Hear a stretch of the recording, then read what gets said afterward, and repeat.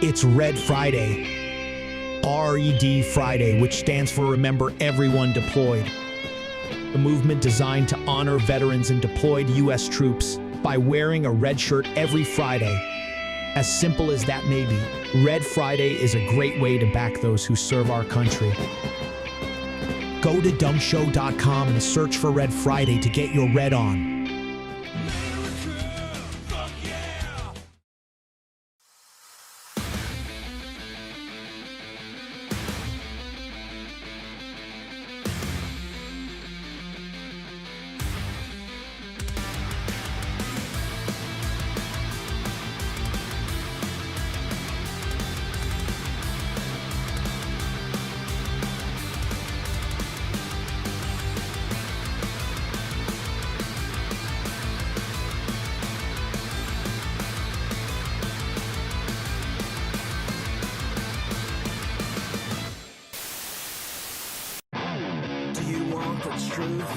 Are you tired of being so confused?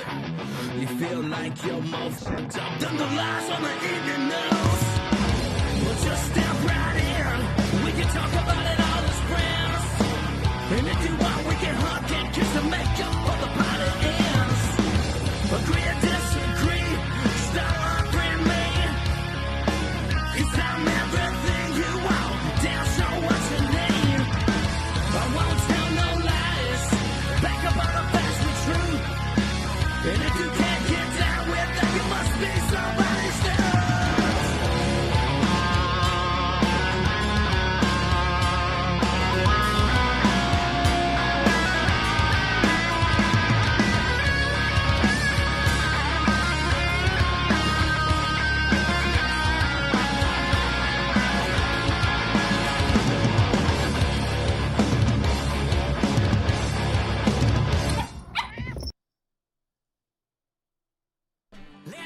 What's up, everybody? It's Ryan Weaver. I am on the Don't Unfriend Me show, otherwise known as The Dumb Show, with host Matt Spear. You guys can find the show at The Dumb Show on social media or thedumbshow.com. Adjusting transmitter output. This is the Don't Unfriend Me show with your hosts Matt, Leroy, Amy, and Olivia. Geopolitics, military analysis, and election coverage. Coming to you live on all major social media channels at The Dumb Show.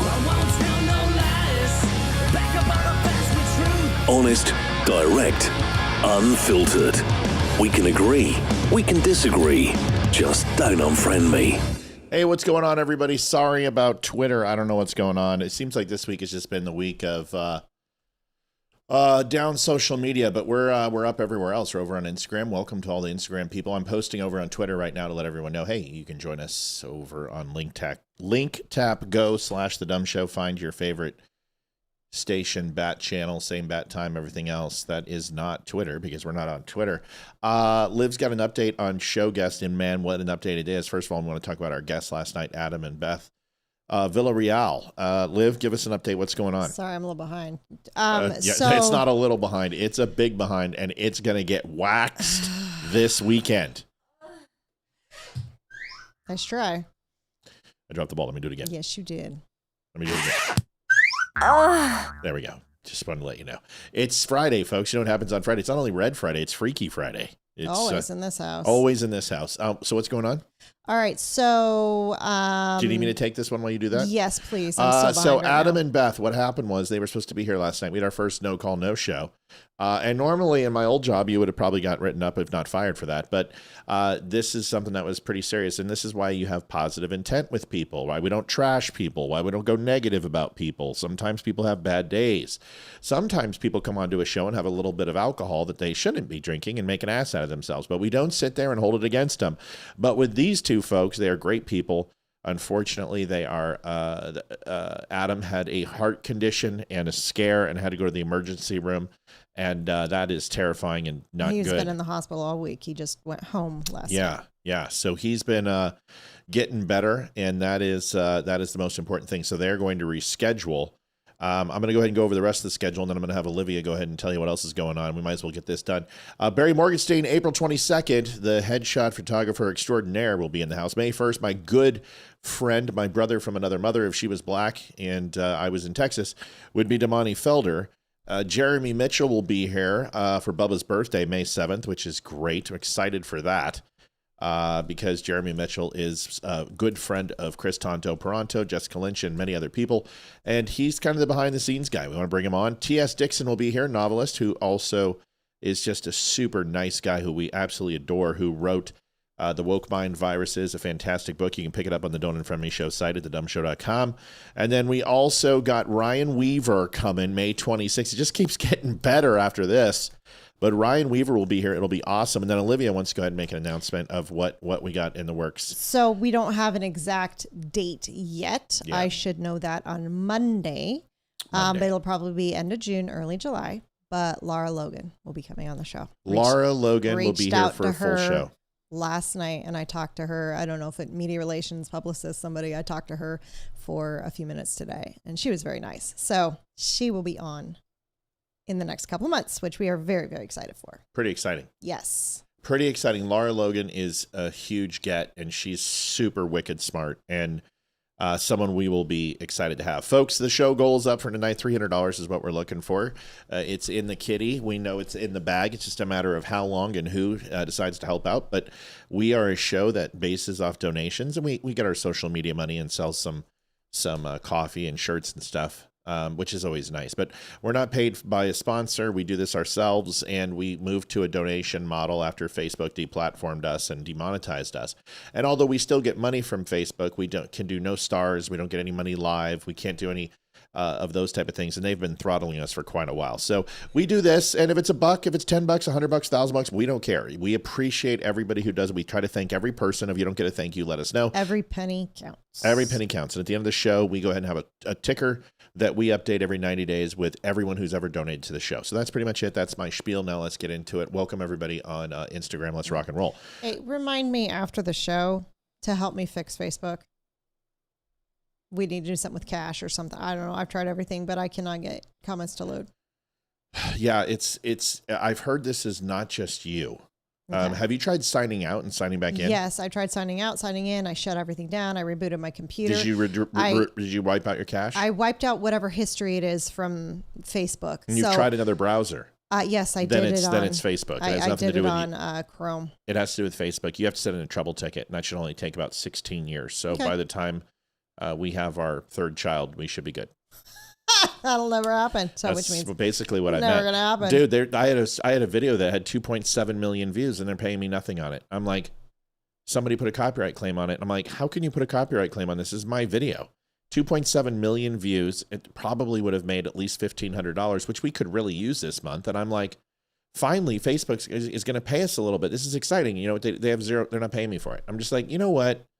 You sons of motherless. I'm so tired of Facebook. They're just, I wish, I mean, I'm not going to be here to be Mr. Negative Downer Nancy guy, but it is frustrating. All right, folks, no X tonight. So we're going to need you guys to share, like, subscribe, and make up for that. We have a huge deficit with no X there. The X does watch our show, but we're going to need your help. So Facebook people, Rumble people, Spreely, I'm sorry, we got that fixed. I'll be rebroadcasting starting Monday on Spreely. But something happened with their server, and it's just been crazy all week. All right, let's get to it. Okay. Trojan horse video. So was going across some communication that was all over the internet, and I kept seeing Democrats in Nebraska and in Oklahoma and other places in deep red areas that are openly saying, "Hey, we're not Republicans, we're Democrats, but we're going to run under the GOP ticket." I'm like, what the son of a... So to me, I keep seeing this over and over and over. And then I start thinking about Spanberger, right? And I look at Katie Porter and in California. And these people they're pretending to be centrist, but they're not. They're absolutely socialist progressives, and they are completely on the other end of the spectrum. And it's interesting that this is happening. So I figured I'd make a quick video, and we'll talk about it. Here it is. Pay attention, America, because this is getting in. Oh, and by the way, I was very impressed with the video today. I finally figured out with iPhones, it's better to get up close. And I'm not a big, right up in my face because, I don't know, I get chubby cheeks and it doesn't look good, I think. And then people judge you based on your cheeks, and then they make comments about you that you're not physically fit when you are, and you work really hard to be who you are. I don't understand. They're so mean. They're so mean. All right, anyway, so here it is. Pay attention, America, because this is getting insulting. Democrats can't sell their failed policies anymore, so they're not changing them. They're just putting on Republican drag to sneak into office. This isn't moderation or bathrooms anymore. It's a straight-up con game. You've got candidates openly saying they're not real Republicans, yet they're still peddling government-run health care, weak borders, and out-of-control spending.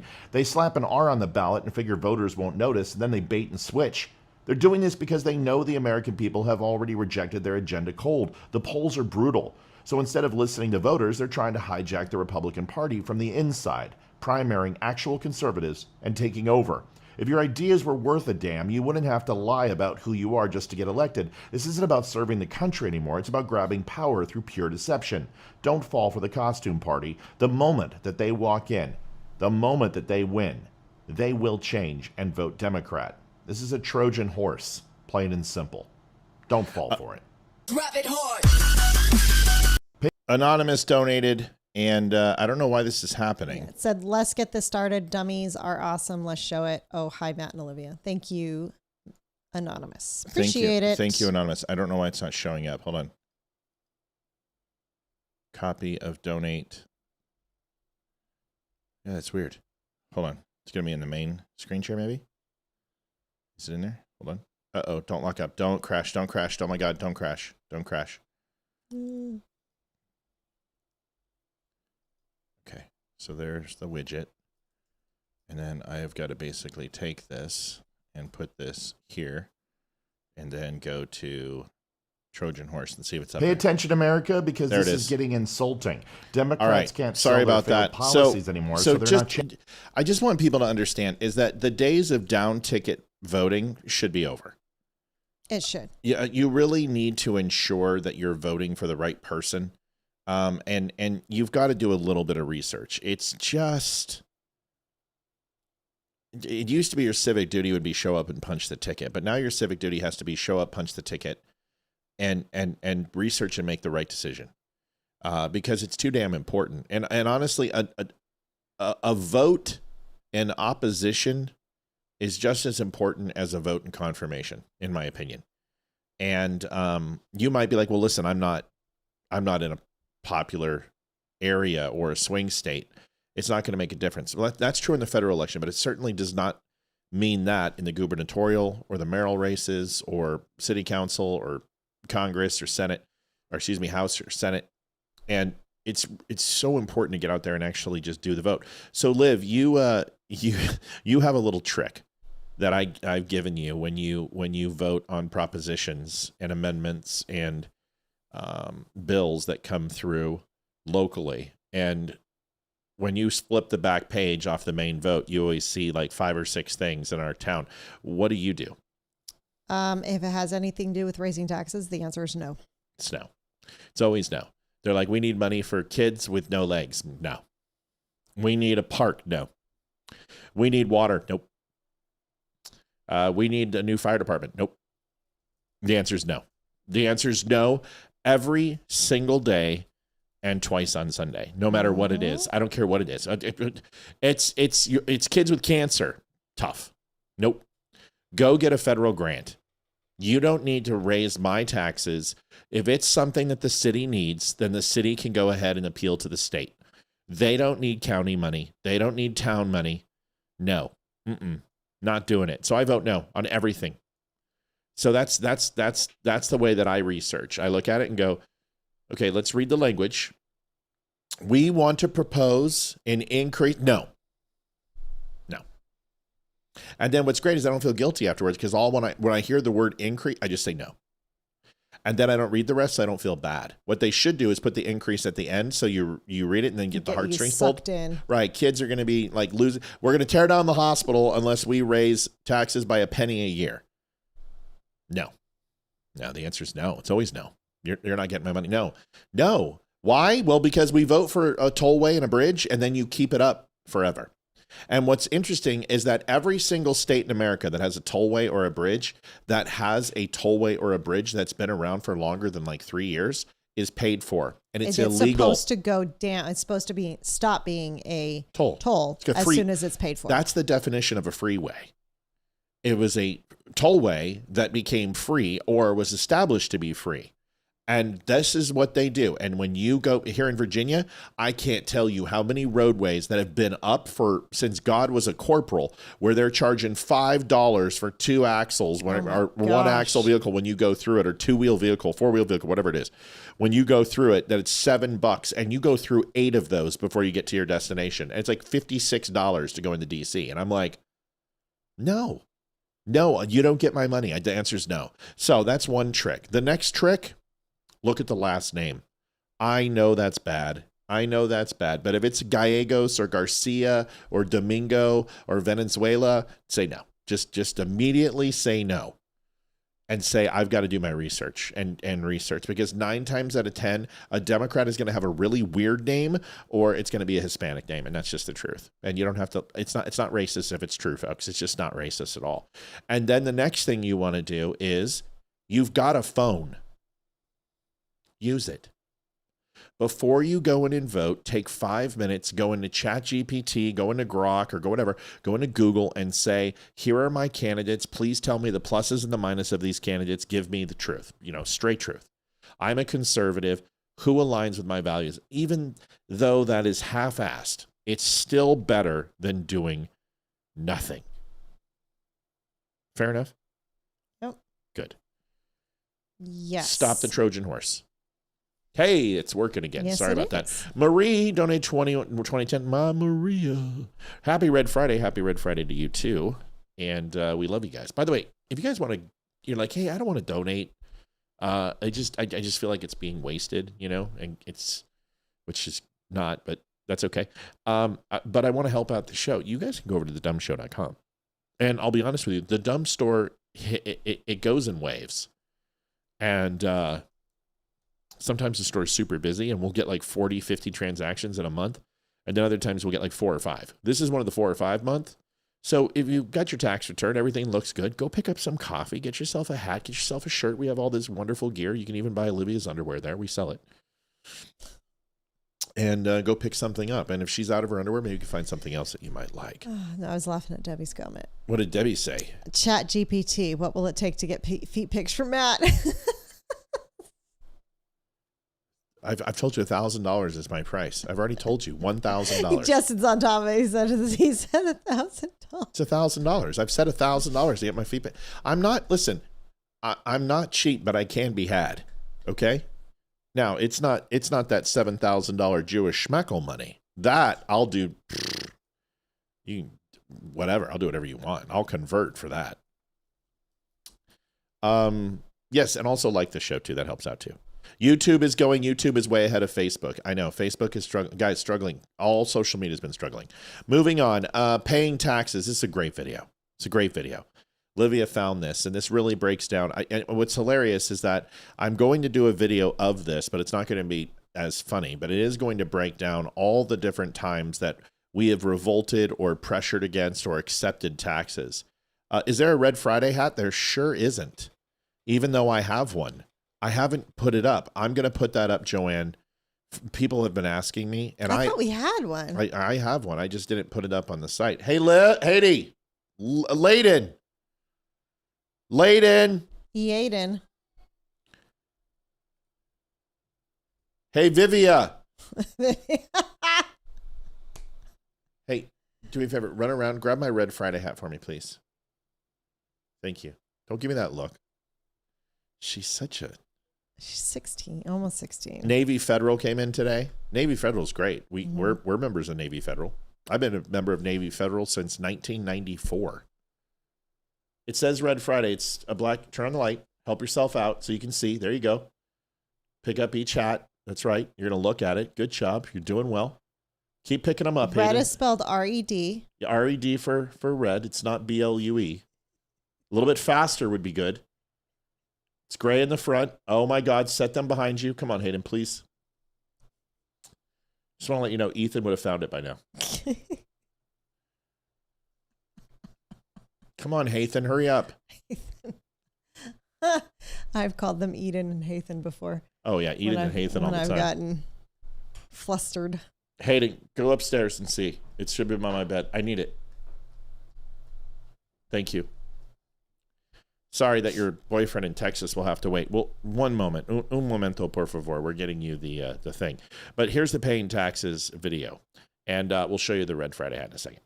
They're taxing our tea. Oh, fuck this. We're going to war. They're taxing our whiskey. Fuck that. There's some language in this, by the way, so bear with us. Sorry about that. They're taxing our tea. Oh, fuck this. We're going to war. They're taxing our whiskey. Fuck this. We're going to war. Now they're taxing our property. Even Jamal is taxable. They're taxing our income to fund the war. At least it's just temporary. They're expanding the income tax. At least it's just Jamal is taxable? Slavery? Wow. temporary. Permanent income tax? This is bullshit! But I'm not gonna do anything about it. Estate tax?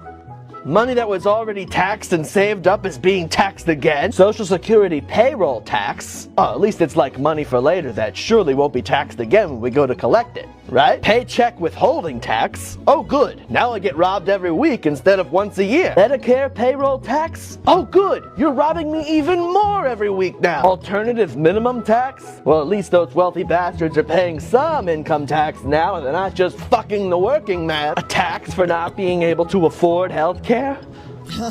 Just kill me now. Federal, state, and city income tax, payroll tax, property tax, sales tax, self-employment tax, excise taxes, vehicle registration tax, capital gains tax, dividend interest, estate gift, and business taxes. Oh, they're coming at me from every angle. But aside from the sore asshole from the government fucking me constantly, I'm just a happy-go-lucky American. Why, yes, I am. That's great. We'll wait for it to show up. Death tax. You know, one of the worst things. I don't care about all the taxes. I've just gotten used to it. You too, I'm sure. By the way, here's the Red Friday hat, and I'll put this up on the show, and we'll do it in black, and it's all stitched, so it's a cool looking hat. So I'll put it up for us, okay? Everyone will be happy. So, Liv, will you remind me, please? Thank you, honey. Yes. So, is there like the tax that I have a problem with, and that I will leave an establishment is a PIF tax, a property improvement fee. And a lot of places will, write in 2.5% for upkeep and windows and bubble gum on the sidewalk.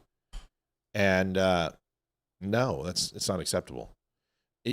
Your landlord should take care of that, or you should pay for that as a cost of business. So whenever there's tax that's rolled into it, that's essentially by the business, I won't eat there. I won't shop there. Colorado's renowned for that type of stuff. We're all sick of being taxed to death. I mean, it's unfortunate. It is what it is. But listen, folks, my recommendation is that if you make over $100,000 a year, even $75,000 a year, or if you have your own small business, get an accountant. 72 to 75 is a cutoff, in my opinion. I think if there's any CPAs here, they probably would agree with me. I'm not a CPA, but I did sleep at a Holiday Inn Express. But once you start getting into $75,000 to $100,000, $150,000, $200,000 range, you have some things that you can do and write off on based upon. If you own a home, you should have an accountant. But get an accountant. It's pennies on the dollar, and they will save you an ungodly amount of money. Are we right about this, Liv? Mm-hmm. Yeah, me too. I know. I'm with you. Yes. Get an accountant. Yes, not H&R Block. No, that's not an accountant. Get an accountant, because H&R Block It's McDonald's. can't figure out their freaking head from their ass. They cost us $10,000 because they can't figure out what they're doing. Yeah. Well, I got that negotiated, by the way. Yes, but still. I did pretty well. It was I wrote one of the most scathing letters that guy had ever seen in his life, and he was like, "Uh-oh." And he came and gave, "Okay, what do you want?" I love it when they say that. "What do you want?" "Oh, hold on a second. Can't you back up the truck and the wheelbarrow?" Paying taxes. Get yourself an accountant. This is a really good one. You found this on Charlie Kirk on Billionaires. Your thoughts on this? I thought it was great. I haven't watched many Charlie Kirk videos. So I'm watching a few more, so I'm kind of understanding his style. Good. Good. I like how he can shut somebody down without being rude. Right. And pretty much telling them you're point blank wrong without being rude. Mm-hmm. And how the person he's talking to, even though they're trying to talk, that they just shut up and listen. It's like he's got this panache. He had this panache about him that people, even if they didn't agree, that they would actually listen. Yeah. He was affable, you know, Mm-hmm. and, yeah. And Anne Riches says the accountants just say it is what it is. Nothing you can do. Anyone have a great accountant in Twin Cities, Minnesota? I consider accountants like lawyers. They're either going to lie to you or they're going to tell you the truth. And I want the person in the middle. You know what I mean? Mm-hmm. I want the person in the middle. I don't want the person who's going to tell me that this, you know, they're peeing on me, but it's raining. And I don't want the person telling me that the sun will never come up again. I want someone who says there's a really good chance that the sun's going to come up tomorrow and that the moon is going to go ahead and rise as well. It's not guaranteed, but there's a really good chance that that's going to happen and we can make it happen. I can live with that. My accountant never says to me, it is what it is. My accountant says to me, I am going to go to work and see what I can do to save you every single penny. But in the end of the day, whatever you get is what I can do. But this is also a committee and you can be a part of this and come up with ideas and thoughts. And she lets me contribute. And other times I've just told her, tell me to shut up and say no or yes. Give me a one-word answer. Now she does it, which is good. It's hard for her because she wants to make me happy, and I don't want her to make me happy. I want her to make me richer. So, which could obviously help me be happier. But she'll say, Matt, what would you like me to do? And I'm like, you're the accountant. You run my finances. You decide. You tell me. Oh, well, go do. So then she'll be like, okay, so here's what I'm thinking. What you need to do is go to IRS and you can decide if I'm like, stop. What do you mean I can decide? She's like, I'm sorry. I want you to fill out this form on this form, and then you can either pay. And I said, And she goes, you're going to pay that on Monday. And I said, great. And I said, now you and I are talking because I don't want to think. I pay you so I don't have to do this shit. I want. It's like, can you imagine you're getting brain surgery? You know, and McSteamy is just, you know, is it McDreamy or McSteamy? It's McDreamy. Yeah, because the other guy was cardiovascular surgery, yes. right? So you know, McSteamy is just going like this, and he's like, nurse, can you stop screwing the anesthesiologist for a second? Thanks, because it's all we do is have sex in this hospital. Thanks. You might want to wash that. Could you do me a favor? Could you wake Mr. Spear up for a second? I have a question. Thanks. And I'm like, he's like, Mr. Spear, I have a question. I've got around your cortex here a slight dulling of what seems to be a blood vessel that could possibly be an aneurysm in the future. I'm wondering, would you like me to take that out, or would you like me to leave that? Okay, great. Why don't we go ahead and hold on? I'm just going to touch this right here. Okay, did you feel that? Did you feel that, Mr. Spear? Obviously you did. All right, well, we're going to go ahead and put you back to sleep now. Thanks so much for the advice. I don't want you to fucking wake me up and ask me that. I don't want you to ask me the fastest way to the airport when I'm in an Uber. If I pay you money to do a task, I want you to do that task, and then I will let you know if you don't do it to my satisfaction. Are you that way? I don't know if you are. I don't think you are. I think you're more of just like, you're trusting. I am trusting. I'm kind of the glue that keeps everything together. Why in the world? Okay, the reason I say this is you're extremely brash and blunt, and I'm not. So I guess I'm your yin to your yang, and I'm okay. The sweet talker. So in that case, I'm bad cop, you're a good cop. Yes, that's fine. I'm the sweet talker. I agree. My point was not asking you about me. It was asking about your preference, because like the way I see you do things is like somebody will call and they'll be like, "Hi, Olivia," and you'll be like, "Hi," and they'll be like, "This." And you'll know first like, "Hi, what do you know? Like, what do you want?" type thing, and they'll be like, "This is Suzanne from Northwest Mutual," and then you'll be like, "Oh, hi, Suzanne. Yes, I thought you were a Mexican from Texas trying to steal my Social Security," and then they go, So we were going to call you about this, and this, and was wondering if you could give us $10,000. And then you come to me and go, Matt, there's this opportunity at Northwest Federal. You're very trustworthy. And sometimes I have to like make sure that you're not, remember that guy from Wolf of Wall Street, Jordan, whatever his face was? Sometimes I think people kind of con you into things. Now, I was wrong about the AC. You did a great job. I thought you got conned in from that guy from getting the warranty and all that. I was very, very proud of you. You handled it very, very well. And I got upset too. I was like, oh God, I can't believe she's spending this money. You did it right. So I think you have matured and grown in age. And I hope that I am too. Yes. You didn't sound very believable. No, I'm not so gullible anymore, and you're not so brash anymore. You've kind of calmed down when it comes to that. Yeah, the fact that we've kept the same accountant for 5 years, that's a pretty good thing. Like usually most people would be like, okay. You know what's funny though, is she always emails me or texts me first and told gives her me to. the news. I've told and her says, to. so I don't get yelled at by Matt. Here That's you right. go. That's right. I tell everybody, I said, don't reach out to me. Reach out to Olivia. She's the one that Olivia handles the books. And that's pretty much everything else that she's ever done has been re-delegated to me. The books are hers, and she handles that stuff. So I don't touch that stuff. I don't want to be a part of it. I have no desire to do math.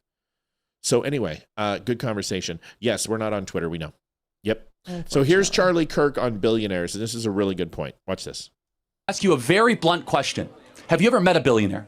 No, I haven't. Hold on. How do you know how they think then? No, you've never met a billionaire. How do you know what they do? Bro, you don't. There's a history of Donald Trump being a businessman, man. He wants to run the country this is an like a important business. thing. It's easy to hate that which you don't know. It's easy to crap on those that you actually not talk to. Because that billionaire, let's take Albertsons, for example, that named your stadium. Albertsons employs tens of thousands of people in the state, and good on them for doing it, to make sure that you guys can get the groceries you need to feed your family. But guess what? He became a billionaire because of it. But you know what? He should become a billionaire for the people he employs and the risks that he took, and also the good that has done for this city and the charity that's been back to the community here. Let me talk to Donald Trump personally to see if you're correct or not. You said billionaires. Again, I could go through Trump or Elon Musk, but how about the other? You have Melaleuca that named the stadium. You go after billionaire after billionaire. You know what you find? Someone that had a really good idea, that was able to risk it all, that probably employed over 100,000 people and made a lot of other people rich. The question should never be, how do we take money away from people? That's easy. That's theft. You do that when you're 3 years old. The question that society has to answer instead is, how do you create wealth? That is a much harder question. When you go visit sub-Saharan Africa, they're trying to figure that out. They wonder why we're able to have buildings as beautiful as this, and why we're able to have, the standard of living that we enjoy in America. And the answer is because we have market principles where entrepreneurs can take risks and are able to get a reward at the end of it. Now, should we ever get to a place where the middle class is shrinking to such a great degree? No, that's why Donald Trump's agenda is to first and foremost rebuild the American middle class, not necessarily pander to the elite interests. And let me close with this, just as a point. The wealthiest counties in America almost all vote for Democrats and vote for Joe Biden. The Democrat Party is a party of the permanent wealthy class, where the Republican Party... I agree. I think both parties are. But hold on. But let me just... Bernie Sanders is a fraud and a fake, because as he is talking about fighting the oligarchy, everything that he would do would crush innovation, crush entrepreneurship, and not actually help the American middle class. And this is why he refuses to stand with Donald Trump every time he does something good that would actually help middle class workers. Final thought. But that was... So I heard something in that, watching it for the second time, that the kid who was trying to talk, where Charlie asked him about Donald Trump, and he's like, yeah, but he's trying to run the country like a business. Yeah, that's what I want. The country is a business, and it needs to be ran like a business. And I've been saying it before Donald Trump ran. I said, we need a businessman to run our country. Yeah, you were thinking Warren Buffett. I was thinking that a businessman needed to come in and run for president, and I got that. Yep, we don't need more politicians, because all politicians do is lie and line their pockets, and they could give a rat's ass about the American people. We need a businessman, and we got a fantastic businessman. Yeah. And I don't see why that's an issue, because you have to look at it. America is a business. We're the biggest business in the entire world. Right. Correct. It'd be like somebody trying to come in and telling you how to market when you're a top-notch marketer, sales and marketing. But no, you are, because you still do it with this. You're right. You're right. Tell me more about me. Oh my goodness. So it's interesting. You know, I've known 4 billionaires in my life. And I would say I know 2 of them in a nonchalant way and 2 of them fairly intimately. And I can tell you they do march to the beat of a different drummer.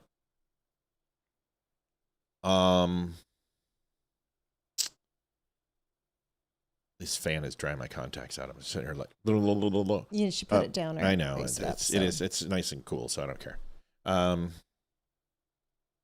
But the thing that people need to understand is that if you put a threshold on earnings, let's just say you're like, okay, if you make $2 million a year, you can make $2 million, and then anything else you make over that is taxed by 75%. That's the Democrats' plan, right? They want to tax the rich. That's their answer for everything. Find a number and tax it into oblivion to make up for the deficit of not touching the middle class, which doesn't work. Because here's why. There's 3 reasons. One is the tax code is way too complicated and the loopholes are extensive, and those billionaires have better lawyers than the IRS has lawyers, and they are able to negotiate through that and to offset any type of changes because the tax code is so complicated. Where if you just made a flat tax, I think every single billionaire would have no problem paying that flat tax. You say every single person owes 15%. No matter your income, whoever you are, 15%. That changes the game completely. And there are no deductions. That's it. It's 15%. You have a loss, you go ahead and you talk to your bank, right? The IRS is no longer paying for your losses. There's no deductions. You get a 15% tax, and that 10 to 15% that you're saving on not having to pay any other tax is going to make up for any deficits you have or any bad investments you make or any losses that you have. If you can't get it through insurance and your bank and FDIC, we probably shouldn't be paying for it either. But the problem with that $2 million threshold is, what is a billionaire going to do? Think about that, Liv. If a billionaire says, how about not a billionaire? How about a 5 millionaire says, okay, I make $2 million and I get to go ahead and get about anywhere from 12 to 22% tax on that $2 million. But if I make over $2 million, you're going to charge me 75% anything over. So essentially I'm losing money, right? Mm-hmm. What are you going to do as a 5 millionaire? You're going to try not to earn 5 million. You're going to try to earn 2 million. That's correct. That is absolutely fucking correct. Just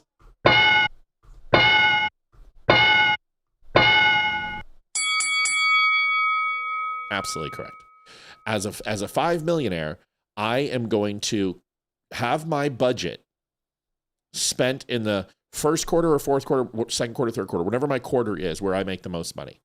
More than likely, as a small business, it's going to be in the fourth quarter. That's usually, now, unless you're a lawn guy or an air conditioning service, HVAC, and you don't do snow removal or you don't do heating, most of those guys have side gigs and they do that. So most people make their money in quarter 4. That's when the most money is spent. It's when usually the biggest things happen.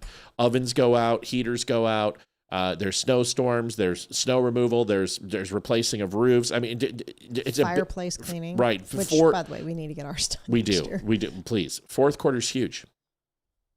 So as a business owner, I am going to hire quarter 1, 2, and 3 skeleton crew.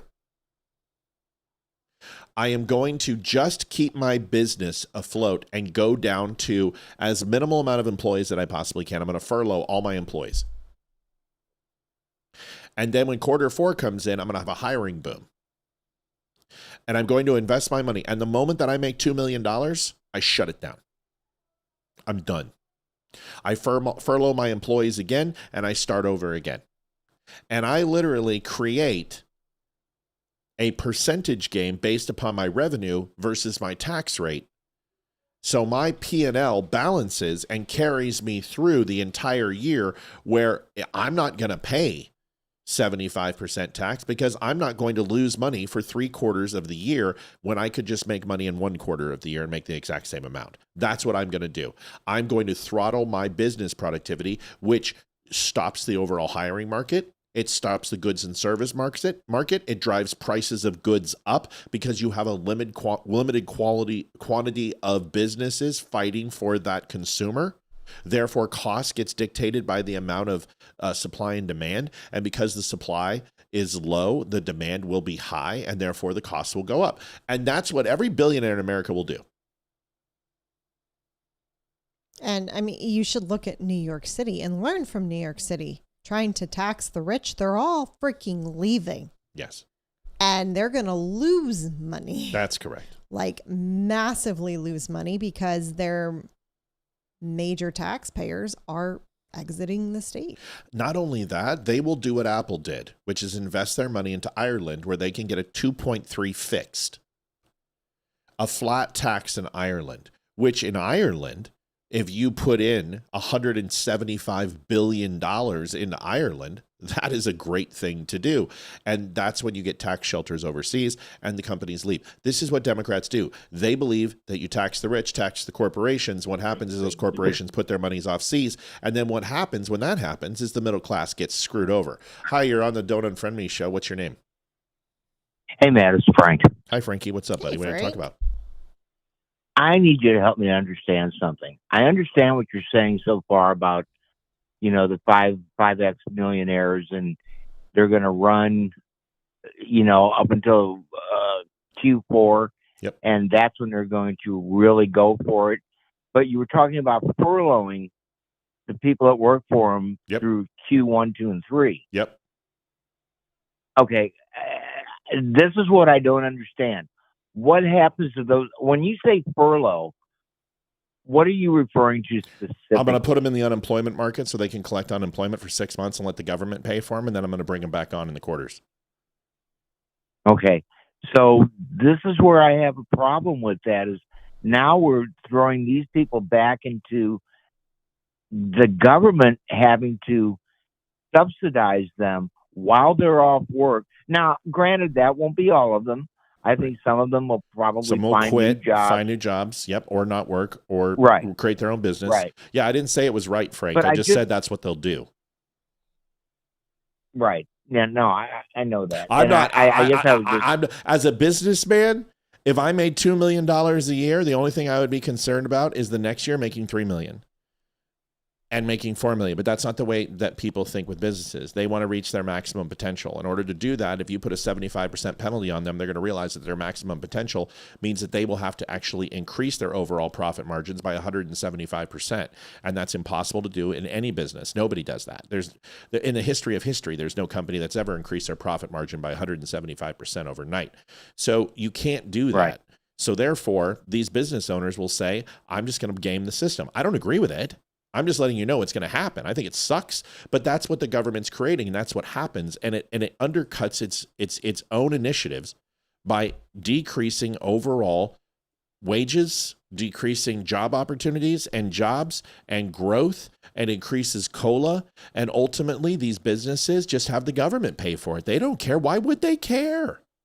Let the government pay for it with unemployment and just pay that unemployment, put them on furlough. You can also have them take extended vacation and say, hey, I'm going to give you 30 days of vacation a year, plus you're going to get 6 months of unemployment or up to a year. Or you can take short-term disability or long-term disability or your saved up vacation. I don't care how you do it, but I'm just letting you know I'm not paying you anymore. I get you. It sucks. I kind of went through this back in the 70s when I was working construction. I was a heavy equipment operator. Yeah. And come around December or so, our business would shut down because the ground was just not workable. And I remember this laborer that I worked with.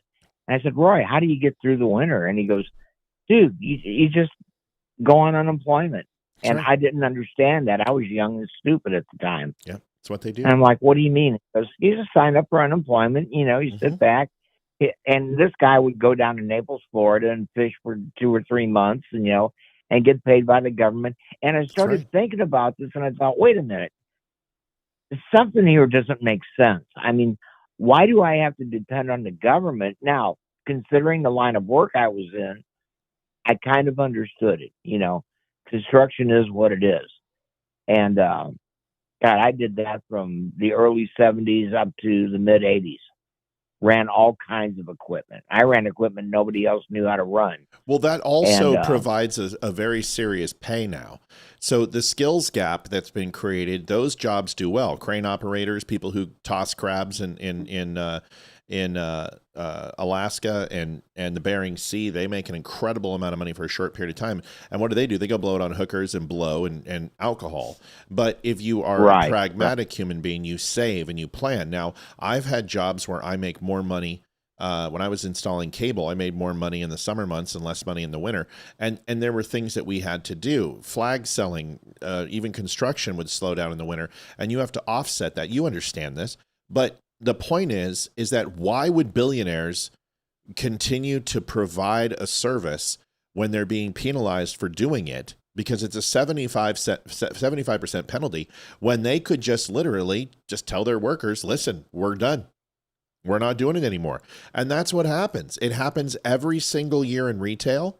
It happens every single year in construction. It happens every single year in the workforce in hospitals and healthcare. This is what happens. People gear up for Q4 and then they cut and slow down in Q1, ride out the winter into the spring, and then go ahead and have hiring in July for Christmas and then do it all over again. And this is what happens. And if they continue to do that, tax businesses into oblivion, they will continue to find ways to stick it to the United States government so they don't have to float the bill. Can I give you an opinion? Yeah. Politicians do not understand the way business works because they've never been in business. They've always been in politics. That's correct. So to them, taxing everything is their way out. They've never had to have 100 or 1,000 employees that they had to provide for and to make sure that their well-being was good. Correct. And this is the thing that pisses me off about politics. And this is why I hate politicians. Yeah. I just hate politics in general. I am politically agnostic. I am not Democrat. I'm not Republican. I just want the best person to do the best job that they can do that satisfies my interests. The government's job is to take care of us, and they're not doing it. And people are just not getting it. And this is what I just don't understand. They just go on with the same old crap and going, well, maybe if I vote this way, next time it'll be. You ain't going to vote your way out of this, people. Friend, real quick, Frank. Anonymous donated $15, says, upping the ante, check your hand. So she's they, I have to use pronouns because it's anonymous, are donating $15. Thank you for the donation. Frank, you're absolutely right with what you just said. I got to go after this, but it comes down to real simple. No country, no nation has ever taxed themselves into prosperity. That has been true from the days of the Baron Lords. That has been the day of the pheasant keepers. That has been the day of the tobacco taxers. That has been the roadways and bridges and the tolls. You cannot tax 100%. You cannot tax a society into success or into riches. It doesn't work that way. The ultimate way to benefit is to take a share of what it would cost to run the city, run the town, run the municipality, run the keep, whatever it would be, and then apply a percentage of rainy day funds, and then apply a percentage for your royalty and your noble patents of direct lineage to Charlemagne, and then stop there. But that's not what happened. Baron lords will then go ahead and create taxes for an overabundance of crops, or try to control the market and undercut and buy competitors out, or trade and then say, well, okay, well, now we're going to go ahead and tax another 20%, but we're going to go ahead and do 10 times the amount of production that we do and ship it out to the city across the sea. And then, but you'll be shipping out more. Well, then what happens is famine takes place, or a locust take place, or somebody dies, and then wells get completely poisoned by a human body in it, and then people get botulism or the bubonic plague from rats. And then what happens? Well, you lose that, and you have a massive amount of crops that are sitting there rotting with no income, and you literally bankrupt the town. This is what happens all the time in the free market, is that we don't allow it to be controlled by the supply and demand. We allow it to be controlled by the oligarchs and the elitists who are hungry for profit margin and growth and market share, and they overreach and they overextend and they completely fuck the small person by their lofty dreams that become a nightmare. That's the truth of business. But that doesn't mean we should still tax them 75%. You're absolutely correct. And I agree with you 100%. And I like your idea of the 15% tax. Yeah, it's a good Flat idea. Across. Flat across. But Everybody that'll pays. never happen. And I'll tell you why that'll never happen. Yep. The politicians won't let it happen because they grift too much off of the other bullshit that goes on around all of that. All the money that's being made. They're never going to let that go, Matt. You know that. No, they don't. Listen, it's not because of that. That's not why. If you do a 15% flat tax, they'll be accountable for the money that they spend. That's why. When you have an overabundance of money, when you're taking in trillions and trillions of dollars, you're not accountable for that. Because, dude, do you ever think that they're going to be held accountable for anything? No. They won't. No, I know they won't. I mean, I'd love to think that. I think you're idealistic in your thinking where they're going to be held accountable. They're going to find a way around it. They're going to find a way to cheat and steal. Oh, I don't think they'll be held accountable, Frank. I'm under no delusion. In fact, I've been screaming that from the rooftops for quite a while. Remember when everybody was on Hunter Biden when we first started the show, and I told you all that you are completely being hoodwinked and being distracted? That Hunter Biden, who gives a flying fuck about Hunter Biden? Let's go after the swamp. Let's go after the. Right. And everybody's like, Hunter Biden. I said, what's that going to get you? With that and $4.75, you're going to buy one really good cup of coffee. Hunter Biden means nothing. I don't care about Hunter Biden. I don't give a shit about him. I want the politicians in handcuffs. I want the PAC and the lobbyists in handcuffs. I want the billionaires who are funding these riots and these protests and creating instability in our country and circumventing our republic. I want those people arrested. I want their wealth stripped from them, and I want them thrown in jail, in prison pop. That's what I want for those people. But it's not going to happen. But it won't. No. It won't happen. They all protect one another. And you know that, and I know that. They all protect one another because they're all in it together. Yep. That's it. That's the bottom line. I could be wrong. I don't know. Yep. I honest to God, I don't know. I don't hang with those people. Yeah, I know. I don't know what they think.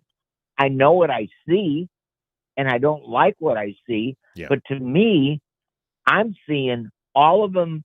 They're against each other in these committee hearings and everything, and then they get out of it, and they're all going to have drinks with They one all another. live in the same neighborhoods. They all went to the same colleges. They all were a member of the same sorority and fraternities. They're brothers and sisters. Listen, you might compete on the floor at the stock exchange, but you're competing. But after the hour and the bell rings, you all go have beers with the people that you were buying against. It's the same thing in politics. Exactly. It's the same thing when you're out there on the sales floor and you're selling electronics, you're competing against the other whales and you guys are going after each other. But when it's done, you guys are going over to Applebee's and having a few pops and having some hot wings. The same thing is with politics. Give me a fucking break. These people don't hate each other. They love each other. And they are in the kabuki theater of selling you that the hope of tomorrow is not happening because of the people on the other side of the aisle. And honestly, it's not happening because of the media, and that the American dream was never provided by the government. It was provided by the initiative and the willpower of the American people, and that has been squandered and neutered.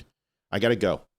I love you, Matt. Love you too, buddy. See you. Bye. Olivia, I'm sorry I didn't say hi to you. No, you didn't. And I totally ignored her. How sexist. I know. I feel bad. Olivia, by the way, let me take over for Kevin last night. You are beautiful. Oh my God. Thank you. God, yes, she is. I know. Just trying to suck up. No, right, it's fine. I appreciate it. Thanks, man. I'd rather have her go to bed with me calling your name than going to bed with you calling my name. That's the old adage. Listen, it's a good conversation, and it's a conversation that needs to take place. It's not doom and gloom. It's not black pill. It's just the truth of it. Scott Jennings does a really good job.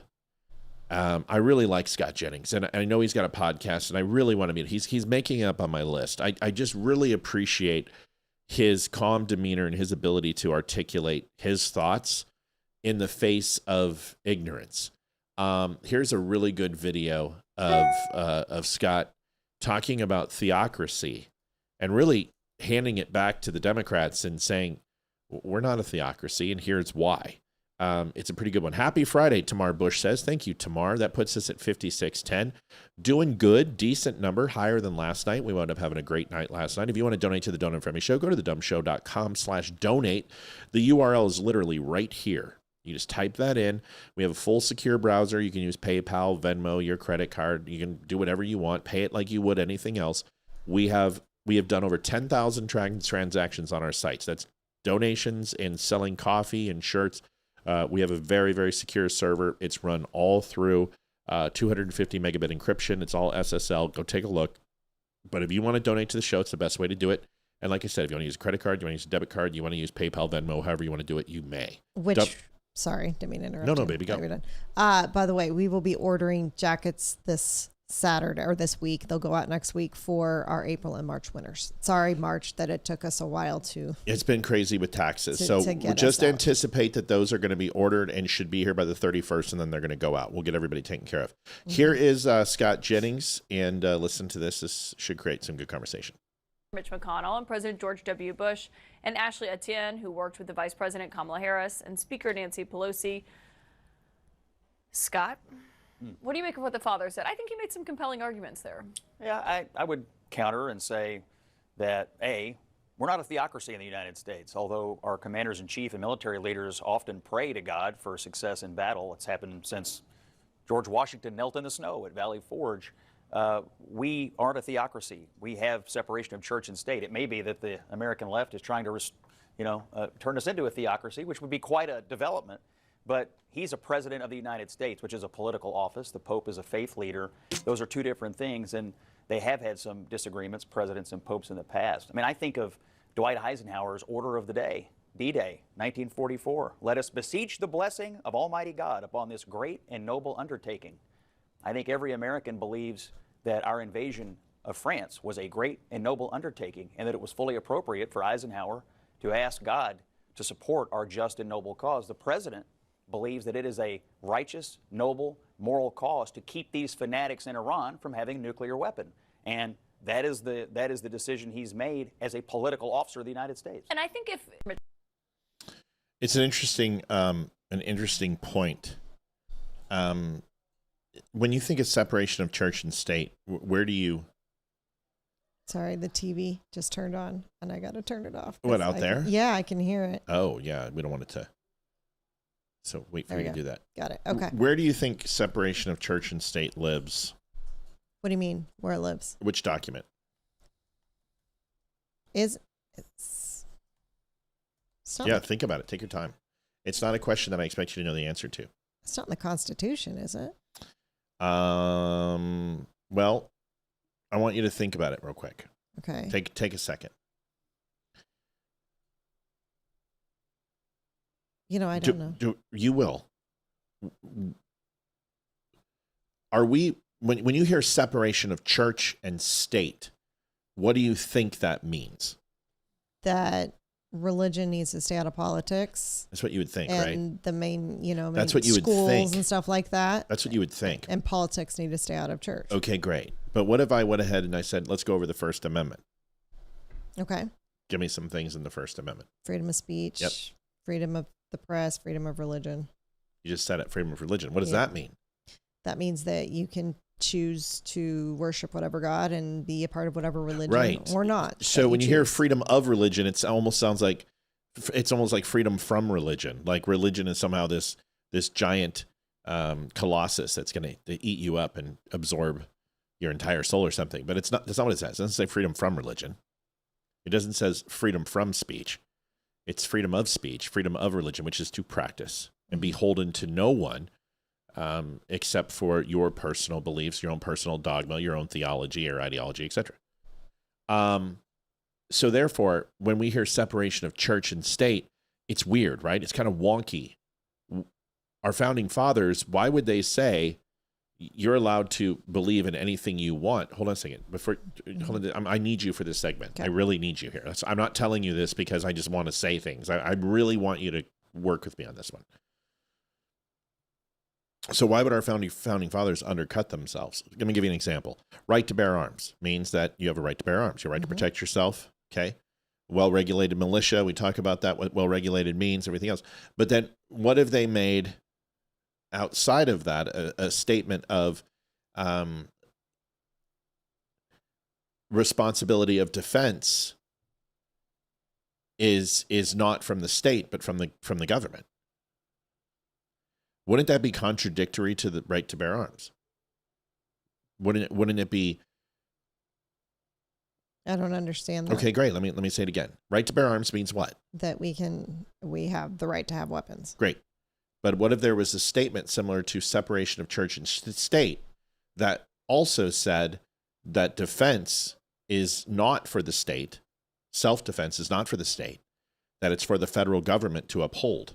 Wouldn't that contradict the right to bear arms, saying, here's the guns, but you can't protect yourself with them? Because the federal government's going to protect you, right? Gotcha. Okay, yes. Right. I So see the that contradiction in separation of church and state is, well, you have freedom of religion, freedom to practice what you want, but there needs to be a separation between the church and the state. The state and the church cannot live harmoniously together. They can't coexist, and they must be completely separate. Well, then how do you ensure your freedom if the very government that's responsible for protecting those freedoms says they have to be completely detached from each other, that the lines of delineation have to be separate? How is that possible? So were the founding fathers saying they want separation of church and government? And the answer was no. It's not what they were saying. That's not what it means. So when we have the original 13 colonies, just give me a guess. How many? I didn't think that the founding fathers made the separation of church and state. I thought that was later on. That's my very, very point. So we're going to get to that.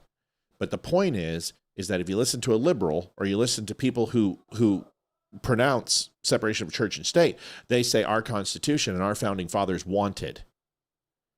That it was an implied notion, which is not accurate. This is what they did want.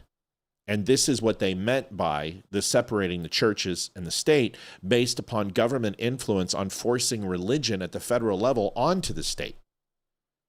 How many, and I'm going to get to it, how many different religions were there during the original 13 colonies? Would you guess? Would I guess? Yep. And I've got them written down for you. So you got to guess first. Just take a guess, honey. 5? 5. Nope, not 5. Here they are. I've written them down for you. Okay. Anglican, it was the Church of England. That was Virginia and the South, which you've heard of here. The Puritans, the Congregationalists, New England. The Quakers in Pennsylvania, which you've heard of. The Baptists, they were in several different colonies. The Presbyterians, Scottish and Irish populations. Then there was Judaism. There was Jews in New York, which is still today, and Rhode Island. And then Catholicism, mostly in Maryland. Go figure. And then you had the people who were agnostic, or the people who were of no claim of church, which also is a religion. It's a faith, right? You have to have faith that there is no God. There are faith that there is no religion, which is a faith in itself. People say, I'm an atheist, I don't have a faith. Yes, you do. You choose not to believe. It's still a faith in something. You believe that you do not follow this. So what they were saying is that the federal government could not establish a religion for the states.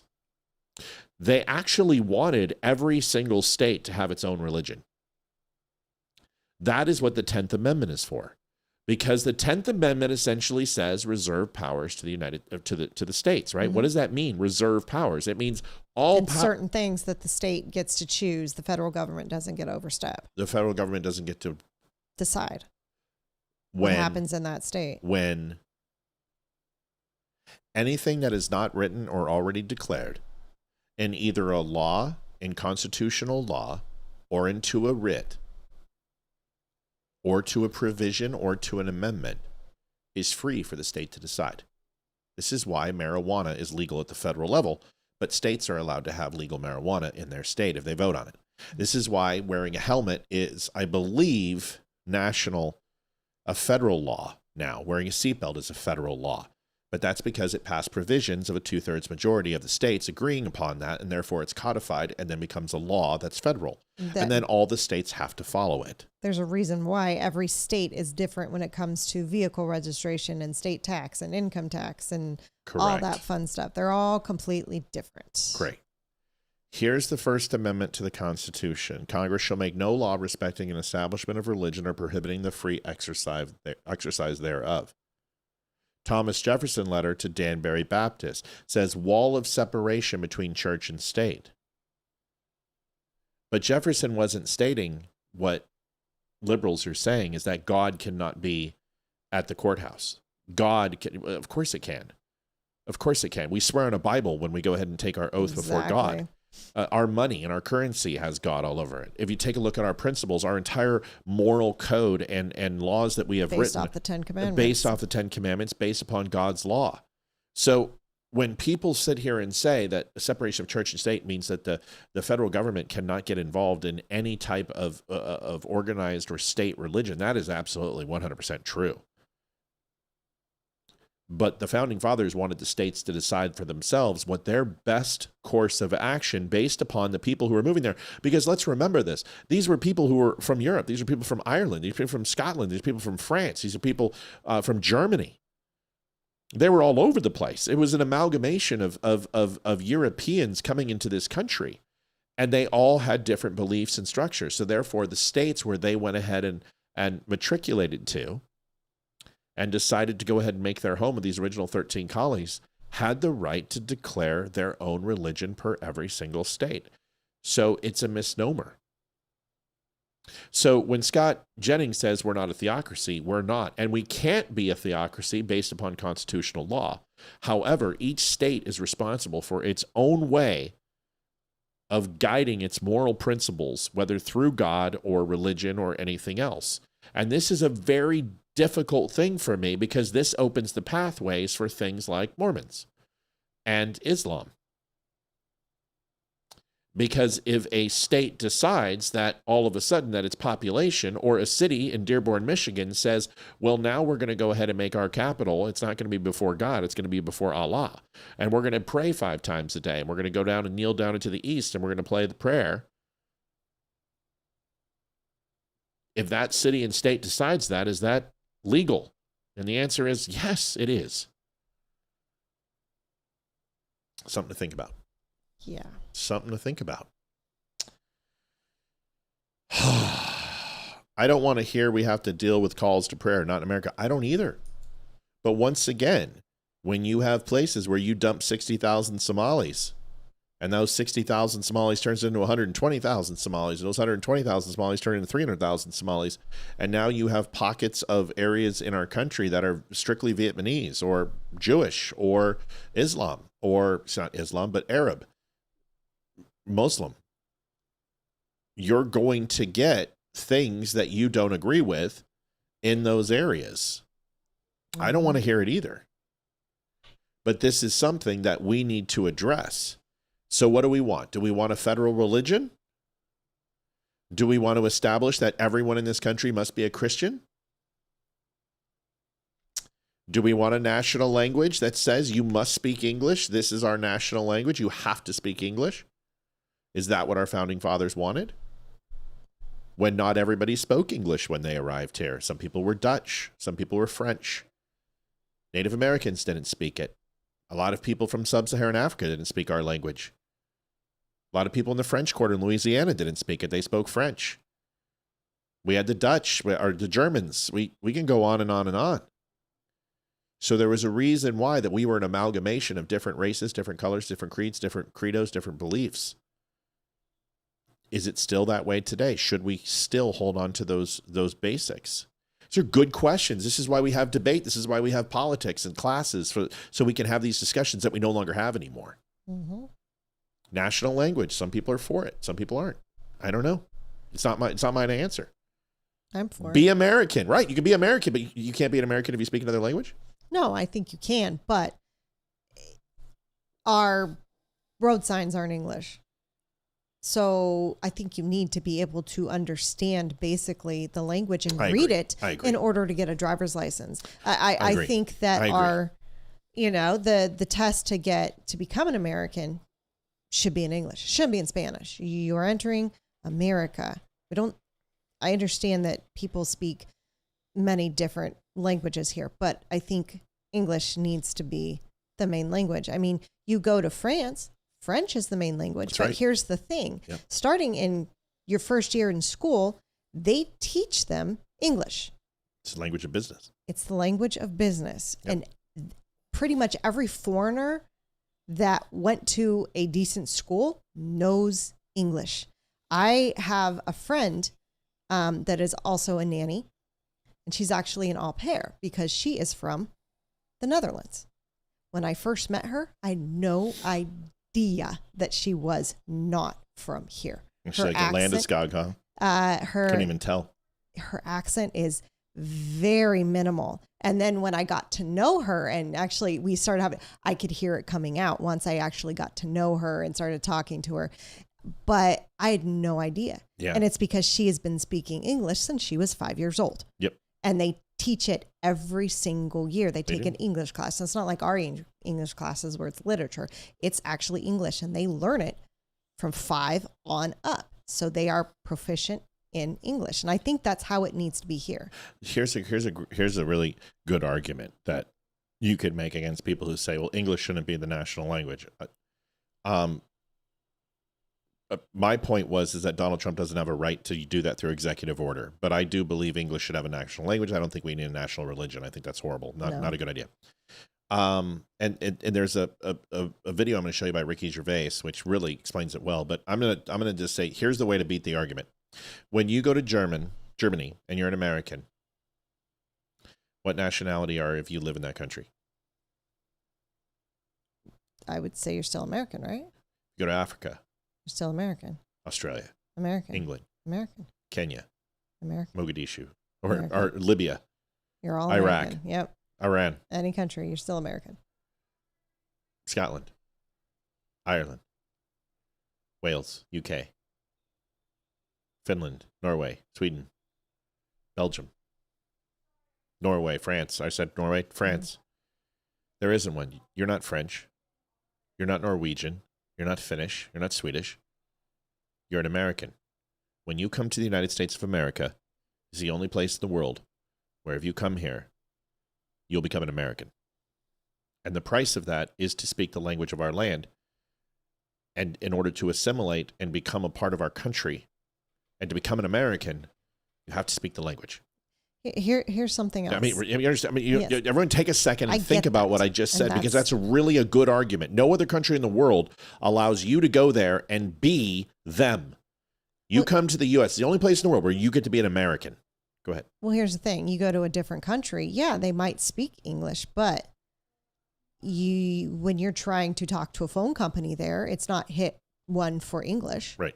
And 2 for the native language. Right. It is their native language. Here's the other thing. Yeah.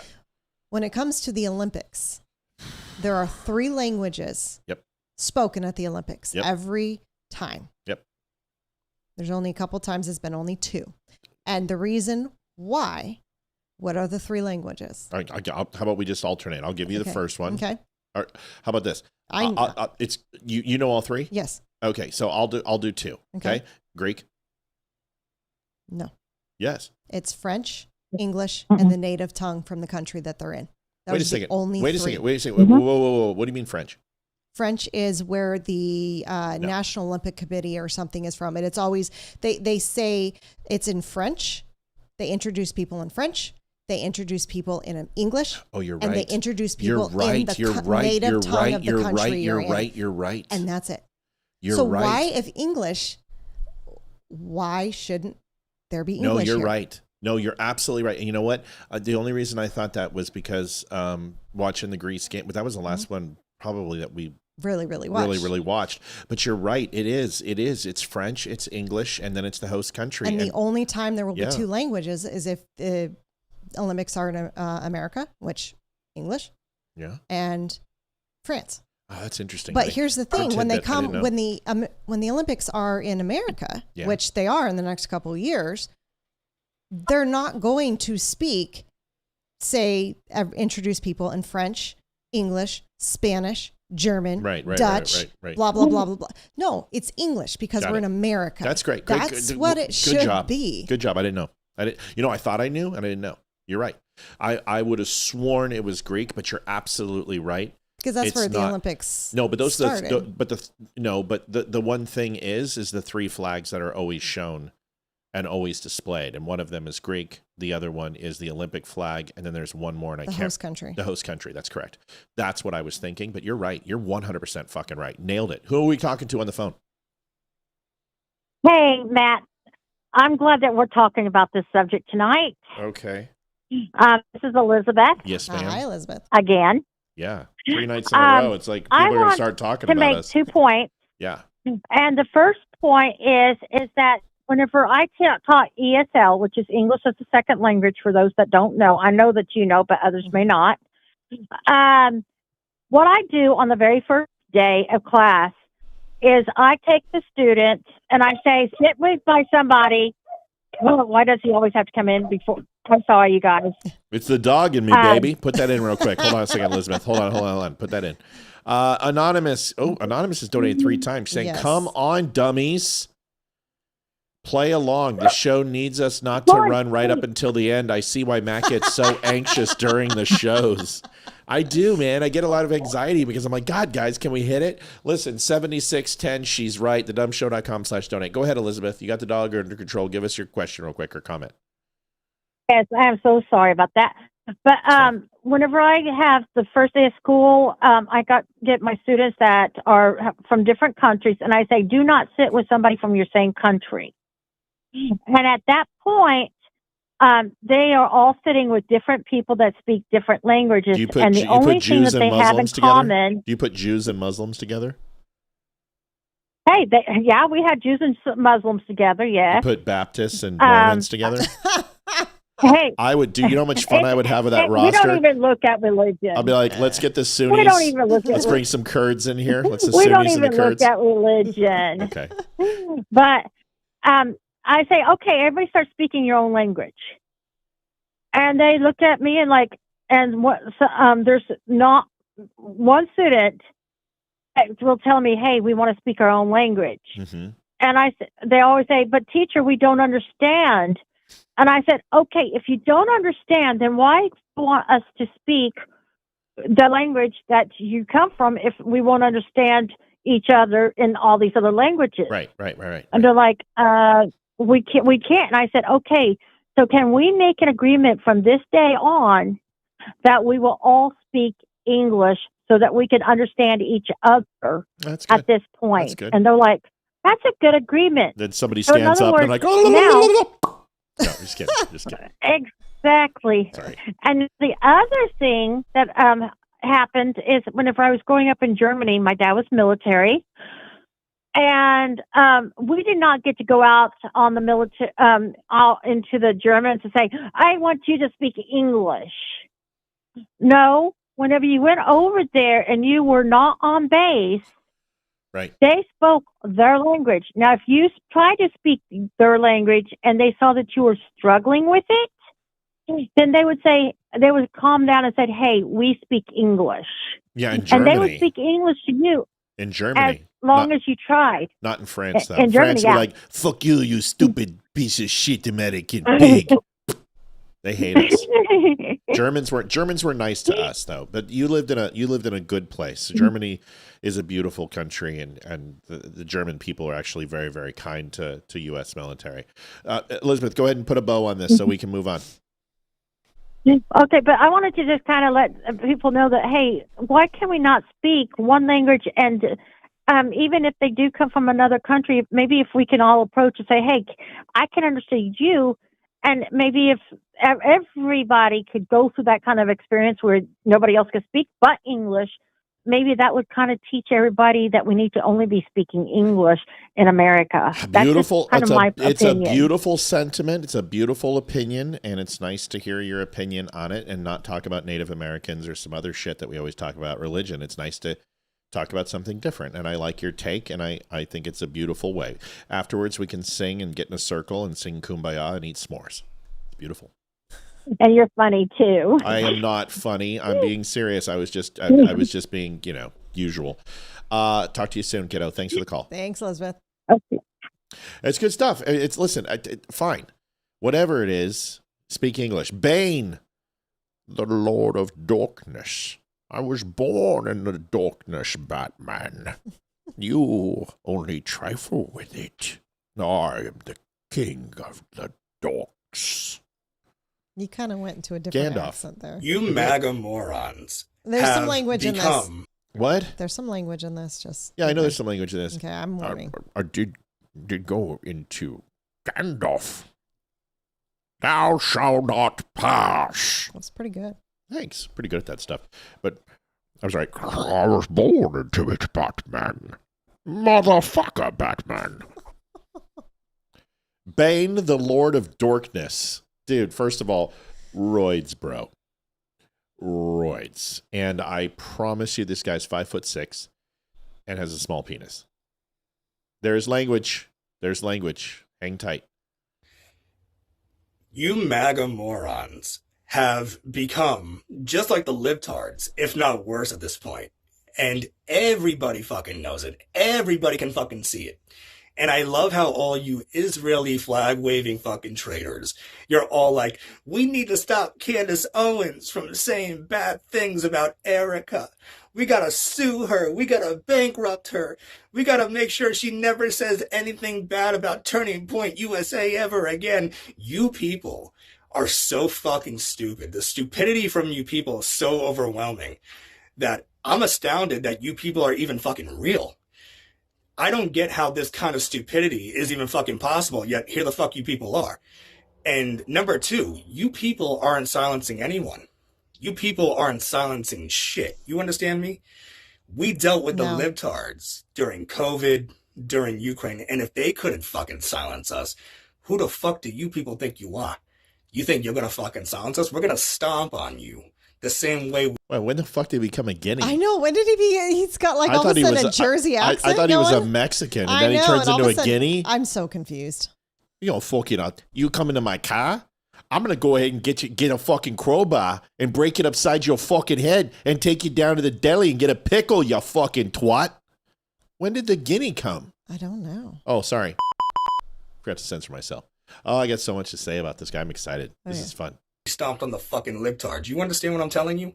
And let's just give you fucking morons the benefit of a doubt real quick. Let's just say that you are somehow successful in bankrupting Candace and destroying her podcast. Millions of us are going to speak on her behalf. You understand that? And then what are you going to do? You're going to run to the federal government? You're going to run to the FBI and I don't know, Vato. I think I'm going to go ahead and get the federales, because, you know, now you're sounding Mexican again. Hey, Vato. do you have the phone number to ICE? That's what I'm saying. Someone needs to deport his cry ass. and say, they're saying bad things about Erica. Okay. 3 things. Yeah, there's a lot. Go. Okay. One, my favorite part was when he said we're stupid because we don't believe Candace Owens. Right. Dude. Right. Yeah, that's pretty good. Wow. Look in the mirror.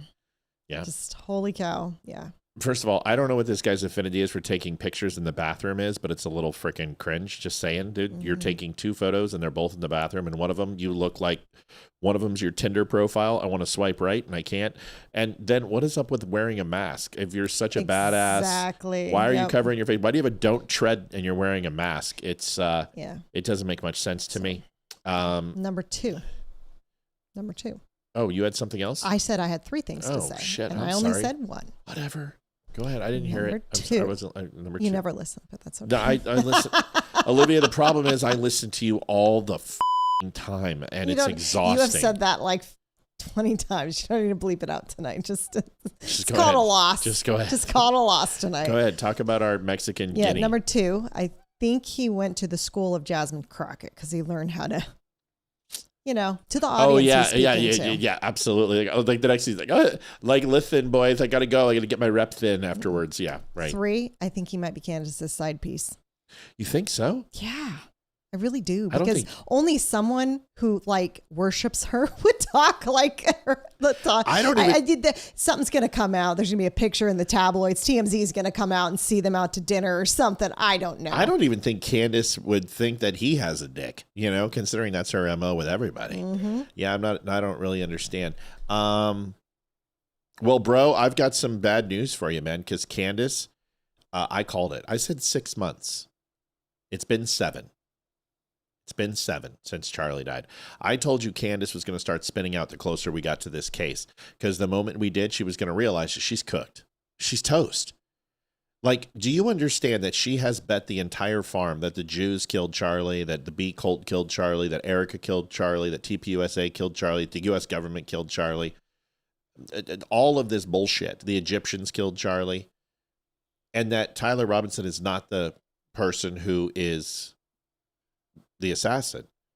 The closer we get to this, it's kind of like the Mayans and the Aztecs waiting for the eclipse and seeing that thing and going, you know, we need to kill another 10,000 people because that eclipse is still happening.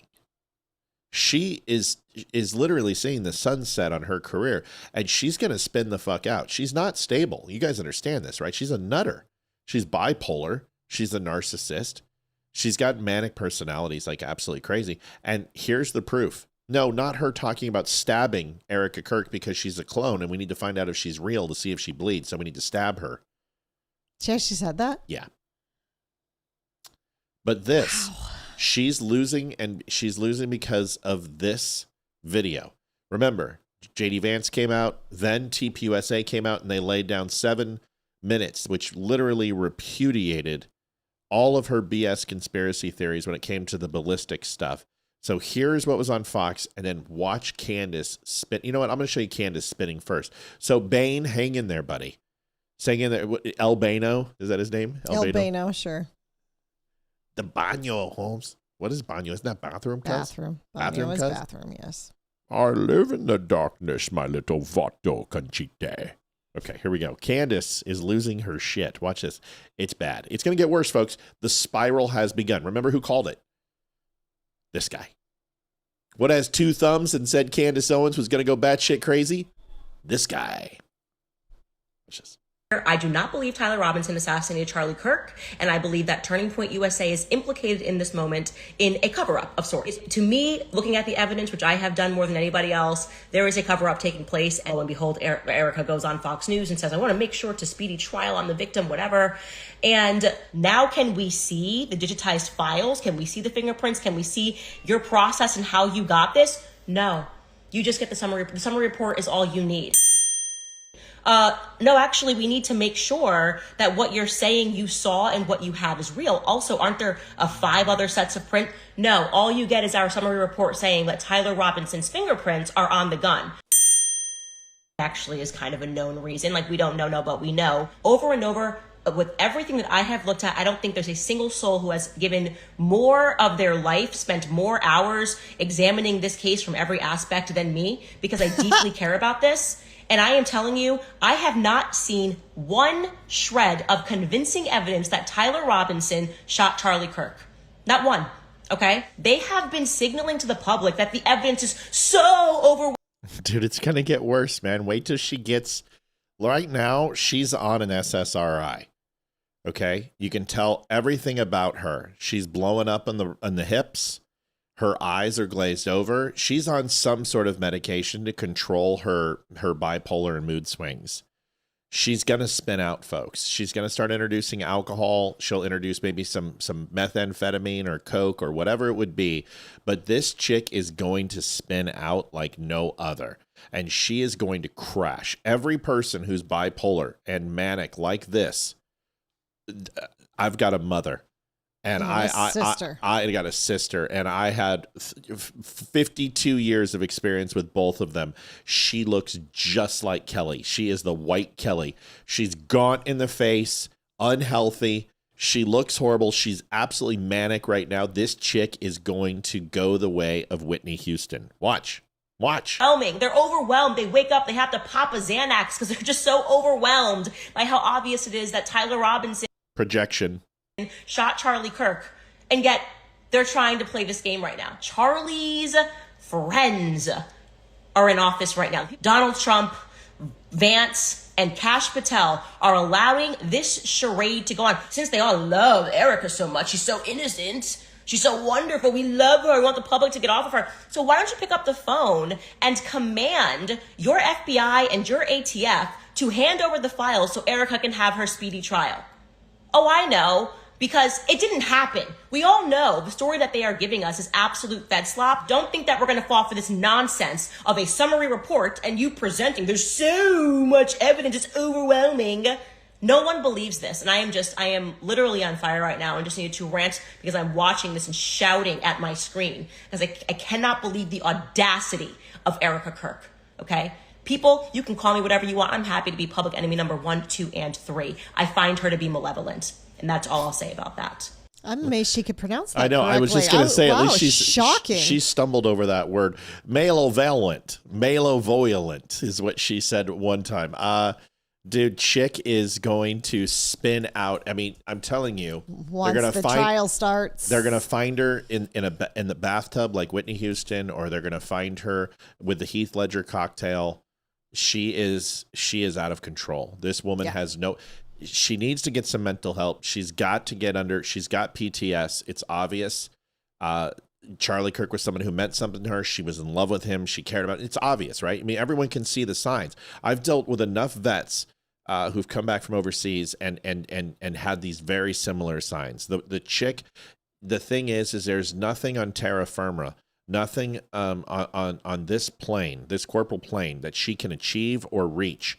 The thing that she needs is spirituality, and she needs reconciliation. She needs to repent. She needs to go ahead and find God how she pretends she does, and that will bring her closer to Charlie Kirk and give her some peace and solace, I would hope. But this chick, she's cooked. The closer we get to the trial, I'm telling you, the closer we get to the trial, the more spun out this chick is going to get. She's off the rails. She reminds me of girls in high school.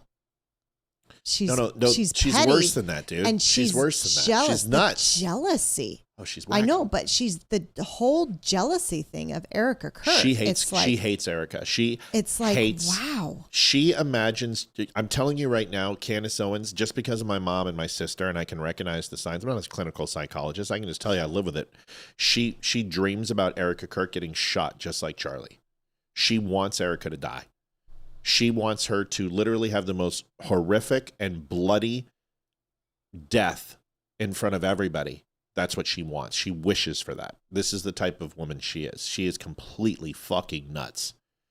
And I'm just telling you, everything that she holds dear in her feeble little mind is attached to Erica Kirk and was stolen from her by Erica Kirk. She hates her. Yeah. So listen to me as I pull this together, okay? Do you remember the movie Trolls that Hayden and I remember the movie Trolls. Okay. So there's a part where one of the Bergens, the little housemaid Bergen's in love with the prince, right? And in her bedroom, she's got pictures of the prince talking to people, and she's cut her head off pictures and put them so she's next to the prince, right? Yeah. I would not doubt if Candace Owen has a wall of Charlie Kirk somewhere, Charlie and Erica, and she has cut her head out of pictures and pasted them over Erica's, so Charlie is looking into her eyes and those pictures. I wouldn't doubt if there's something found like that. She's that insane.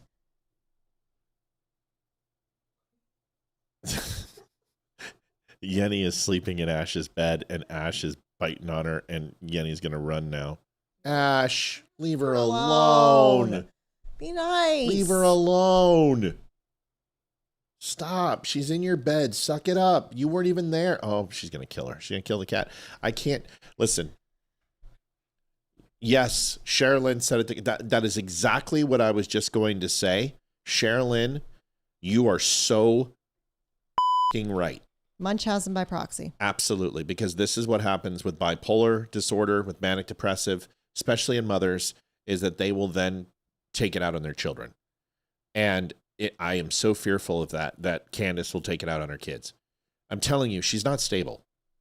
There's like anything that Candace has said 10 years ago would have had her taken off air and shut down. And the only reason she's not is because she's sponsored herself. She's taken her money. She's taken her husband's money. She's created a name for herself, just like us. Nobody can shut us down. You can't shut us down. There's nobody to shut down. The only thing you do is cancel our Facebook account, but we're still going to come back. We would have to decide that the pressure was too insurmountable and leave. Nobody's going to shut her down. And she's going to keep doing this. And I'm just telling you guys, it ain't pretty. No. Folks, we are in some need. You want to do this? Say that. Yep. Nancy it didn't flash up. It was Nancy Findish. And she said, offering a high five and hoping others will too. Thank you so much, Nancy. Thank you, Nancy. It didn't pop up, so. Technical difficulties. It will now. Okay. Sorry. We'll have to get another donation so I can test it. It's going to pop up. I know what it is. It's not. I forgot to put it in all the cells. So anyway, dogs are cooler than cats. Well, this cat just won. You should take a picture of it.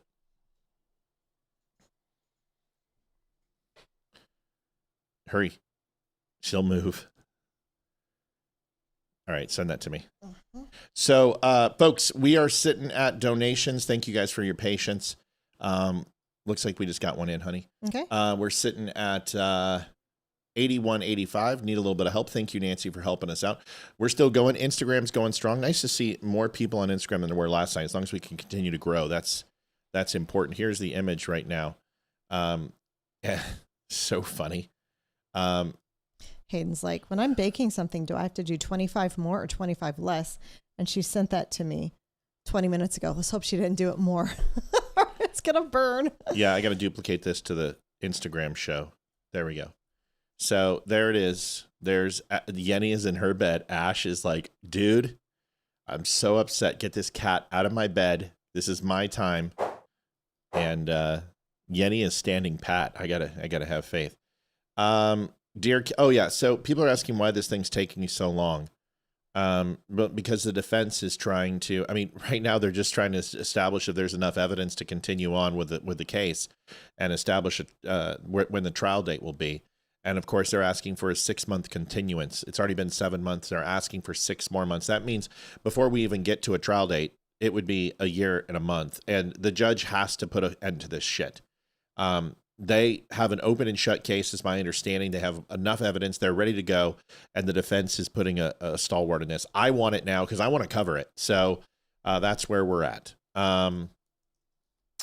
Jane Bush says, Dear Candace, there was a hearing today on both topics. No ruling yet, but love the judge.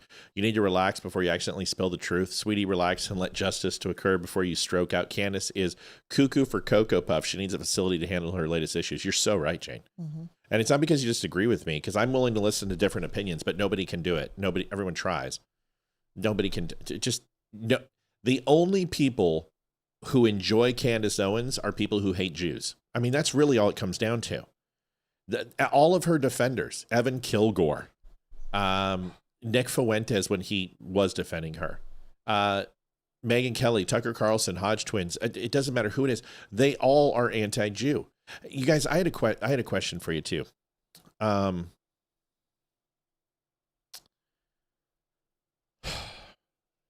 Okay, so I'm gonna speak in code here a little bit. Okay. So opportunities are starting to turn around and come around more often. Like just bigger opportunities. People are recognizing the show. They're recognizing the work we do.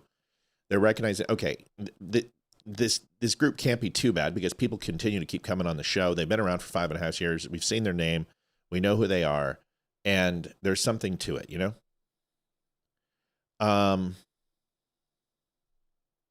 So we got invited to go to a thing, and there is a conflict. We can't because it's a play, Hayden's play. And so we can't do it. And we couldn't get tickets for tonight. And we also had the show tonight, and they're sold out tomorrow. So we wanted to go badly, but we couldn't. Jolene Schwant. Good name. Thank you. And we were invited to go down to this redistricting rally that was going to be put on by Steve Bannon. And first of all, when we were asked, we were so appreciative of the person who did. And we were like, yes, let's go. But there was a brief minute where I paused, and I didn't even tell Olivia this. It's just me thinking. And it has nothing to do with the decision not to go. We can't go because we've got to play. But because it's Steve Bannon and his position, even though I actually like Steve Bannon, I do. I like his brain, and he's very intelligent, and I have nothing personally against him. I don't like, similarly to the other people who I struggle with, Tucker Carlson, who I don't hate Tucker Carlson. I don't hate Candace Owens. I don't hate the Hodge twins. I don't hate Nick Fuentes. I disagree with them vehemently, more Nick Fuentes than anybody, with their stance on Israel and their stance on the U.S. and the stance on our party and where we are. I just don't agree with them. But Steve, the main thing I don't disagree with is that, a year ago, he was all pro-Israel. Israel's our greatest ally. I love Israel. Israel this, Israel that. Now it's like Israel's the enemy. Iran, blah, blah, blah. And I don't like the flip-flop. So I struggled with it, of going down there, because I would have had a chance to meet him. I would have had a chance to go to his rally. And that would be really big for us. It would be great to make another friend. And I'm not bashing Steve Bannon. I just had that conflict with my own morals, my own principles, that who am I if I... Stop it. Leave her alone. God. Who am I if I compromise and try to take advantage of that? Is that really fair to Steve Bannon? Is that fair to me? And I thought about it. I want to get your thoughts. What do you guys think? Because it's interesting. Like, Lara Logan's going to be on the show. I don't agree with everything Lara Logan says, but I don't hold a contradictory opinion that means this much to me with her. Even with the older millennial, with his take on Muslims, I don't find that to be contradictory to my own personal beliefs. I struggle with Muslims at times. But it was something I was thinking, and I just want to get your thoughts. Because I didn't agree with Steve Bannon on the election. I didn't agree with Steve Bannon with his position on Israel and the Jews. And that's it. I just want to get your guys' thoughts. That's all. So think about that while we move on to the next thing. 10188, Jim Addy gave $20. Jim 80? Jim 80, I think. I think it's Jim 80. Jim, great show as always, Matt, Olivia. War Eagle, thank you, Jim. Appreciate you so very, very much. This is a new one, right? I think so. This looks at, we've had so many new donors lately. It's been awesome. I mean, the same old are donating. We love you for that. We've had a lot of new people, and that's good because it takes the pressure off of the people who are giving and helping out. Why don't you put that next one in real quick? Kirsty Worthen. Kirsty. I'm bad with that. I'm sorry. I'm horrible with that. Kirsty Worthen is worthy. $5. You are worthy. Outstanding. Thank you for the donation. Well, I'm kind of disappointed. This next one, he didn't have some witty, smart-ass comment in his donation. I'm kind of appalled, Mr. Hollandaise. Mr. Hollandaise sauce. I'm used to the witty comments that make me laugh every time. Mr. Hollandaise in with $30. Thank you, Mr. Hollandaise. We appreciate it. Maddie, thank you. $136.85. Karen, I've showed some things with Steve on this show, and you can go and look it up. He's been fairly anti-Israel for the last year. Yeah, it's probably because we don't watch it every day. Okay, but you know what? I would love to go. We can't. All right. Here is why Candace is flipping out. Listen to this. Tyler Robinson, the man accused of assassinating Charlie Kirk, is scheduled to appear in court. His defense wants to ban media from the courtroom and delay the preliminary hearing. Prosecutors are pushing back on both. Josh Ritter, criminal defense attorney and Fox News contributor, joins us from Provo, Utah. Josh, great to have you with us. Thanks for being here. Every time you think maybe they're getting close to getting to the meat of this case, it's just a push from the defense for now they want another 6-month delay on procedural things before they even start, right? No, you make such an excellent point. We have not discussed one shred of evidence in this case yet. All of this argument has been about getting rid of the prosecutors. That failed attempt. Now it's all a over preoccupation with the cameras inside the courtroom. First it was, can he be dressed out in civilian clothing? What can they photograph? Where can the cameras be? And now they want the CJ Jenkins, happy birthday. I'm glad you are here tonight. I was hoping you were going to be here tonight. Happy birthday. We love you. We appreciate you. Just wanted to let you know. Don't take out that message. Thank you. Wonderful to have you, and we love you very, very much. thank you so much for everything you do for us. But anyway, happy birthday. Wanted to tell you, I see that you're here, so happy birthday. And I guess we can sing you happy birthday very, very fast. Ready? Here we go. 1, 2, 3. Happy birthday. Happy birthday to you. Wow. You're just like doing a happy birthday. Happy birthday. You weren't even singing the happy Okay, here we go. Let's just do it normal. Ready? Happy birthday to you. Happy birthday to you. Happy birthday, dear CJ. Happy birthday to you. There you go. Merry Christmas. Happy Man, birthday. I am so sorry we ruined your hearing. That was pretty good. Here we go. Here's the rest. Happy birthday, CJ. Out of the courtroom entirely. It's a lot of time, a lot of courtroom time and argument being spent on these issues, including today. The entire argument is going to be about the media's effect on the potential bias that jurors may have coming into this case. I'm hoping, because the judge is allowing for cameras today, that is a precursor that he will allow cameras to remain inside of the courtroom. But with all of this kind of delay, it does seem at this point that it is a tactic to never really get this case off of the ground. Yeah, at some point, obviously this is a death penalty case, and the judge is walking carefully in terms of not wanting to open any Pandora boxes that might cause a retrial down the road. But what about the right to a speedy trial? At some point, can the prosecution say this is being too bogged down and that is against the justice system that we expect in America? No. Because it's his right, not anyone else's. You're absolutely right. The judge is being careful because he is trying to give some deference to the defense, because if he is convicted and it is the death penalty, it would automatically be appealed. He doesn't want to make any missteps now.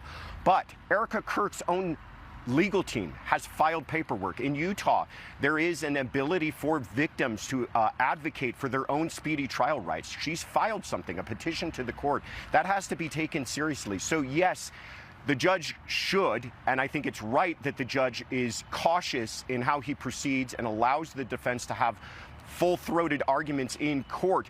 But eventually he's going to have to get strong about this and say enough's enough. We're only talking about the prelim. This isn't even the trial. This is just a probable cause hearing, and we still haven't even set a date for that. Well, we know that you're soaking it all up and reporting it to us, and this is obviously a trial that everyone's going to watch very, very closely when it does get going. Josh Ritter, thank you very much. Anonymous donated $62. Thank you so much. That's a huge help and probably will help get us to that goal. 12 minutes and 55 seconds left, 198.85. Thank you so much, Anonymous. We appreciate it. That is a separate Anonymous.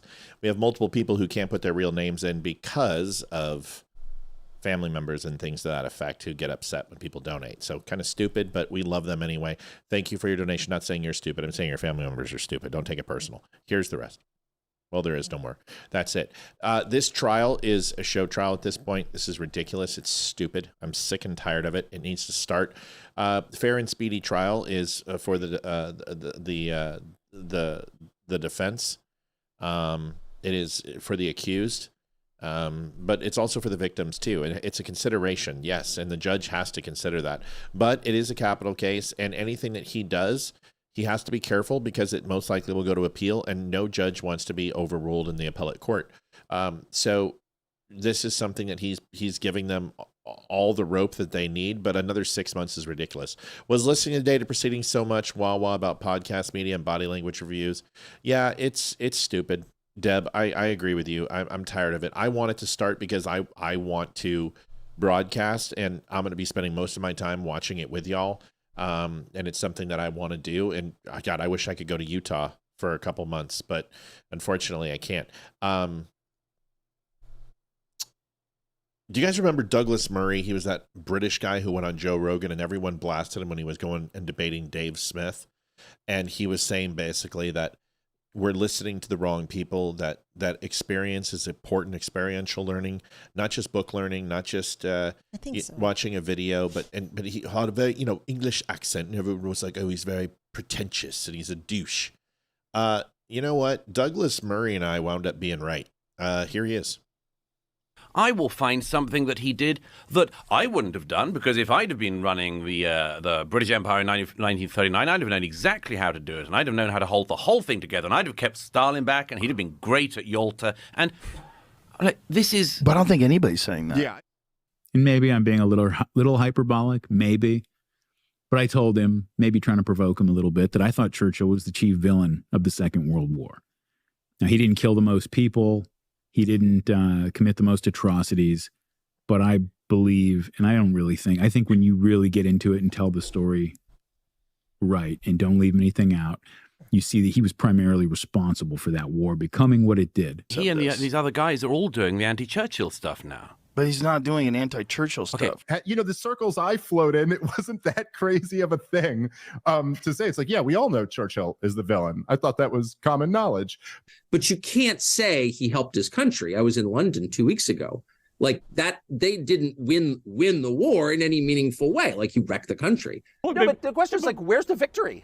I don't understand. Like, everyone wants to yell at you for not loving Churchill. Okay, well, show me the victory. Because we've all been so brainwashed by the school system to believe that, oh, look how great things are. Let me ask you about your country. Do you think that your country has become greater since? Has our country become greater since? Absolutely not. Brutal war. Yeah, it was an existential threat because if Germany won, they would have seized Russia. And who knows what the world would look like today. Right. It's hard to say. Worse, better, we have no idea to know, right? World War II was perhaps the greatest catastrophe in human history. And the starting point of any discussion about it must be that of all the possible outcomes that could have resulted from events leading up to the conflict, the one that ended up happening was the worst of all. But there still is just the basic facts that it almost couldn't have gone worse.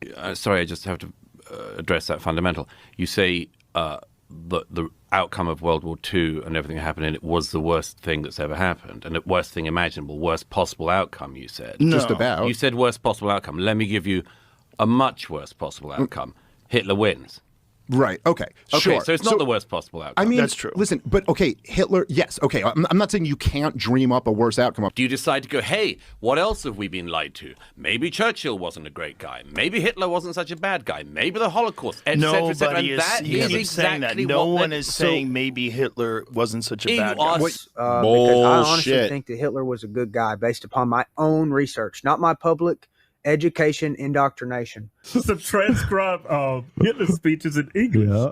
I was like, oh, this dude's probably racist as shit. He's probably going to say the N-word every... Right? I was like, oh my God. He's just very pro-Germany. Like, listen to what he's talking about, and it's like, fuck, this sounds like the problems we're having today. Like, he was trying to like encourage community, encourage, family values, remove the perversion. He wanted to instill morals. I mean, was he a good guy or not? I don't fucking know. I wasn't there, but I was told that he is the worst guy in the fucking history of the world, and that's for sure not true. Hitler was awesome. Hitler was right, and the Holocaust didn't happen. I like Hitler. I do not. The Holocaust is not what happened. Let's look at the facts of that. And Hitler has a lot of redeeming qualities. She said something along the lines of, 6 million Jews died in the Holocaust. And I was like, oh my God, bro, here we fucking. I'm just so sick of hearing that, you playing along with something that you just know is bullshit. They experimented on twins. I mean, some of the stories, by the way, sound completely absurd. I'm like the idea that they just like cut a human up and then sewed them back together. Why would you do that? Literally, even if you're the most evil person in the world, that's a tremendous waste of time and supplies. Just slice a person in half and sew them together. That just sounds like bizarre propaganda. There is a portion of the right across the West that is playing this very dark game, and they're doing it deliberately, and you can't not be aware of that. I agree. Wow. So, yeah, I can't say it enough. But this whole thing, there's this new ideology out there called boomerism. If you're a boomer, you just believe everything that's been a complete lie and bullshit and fed to you, that everything in history, everything, is a lie.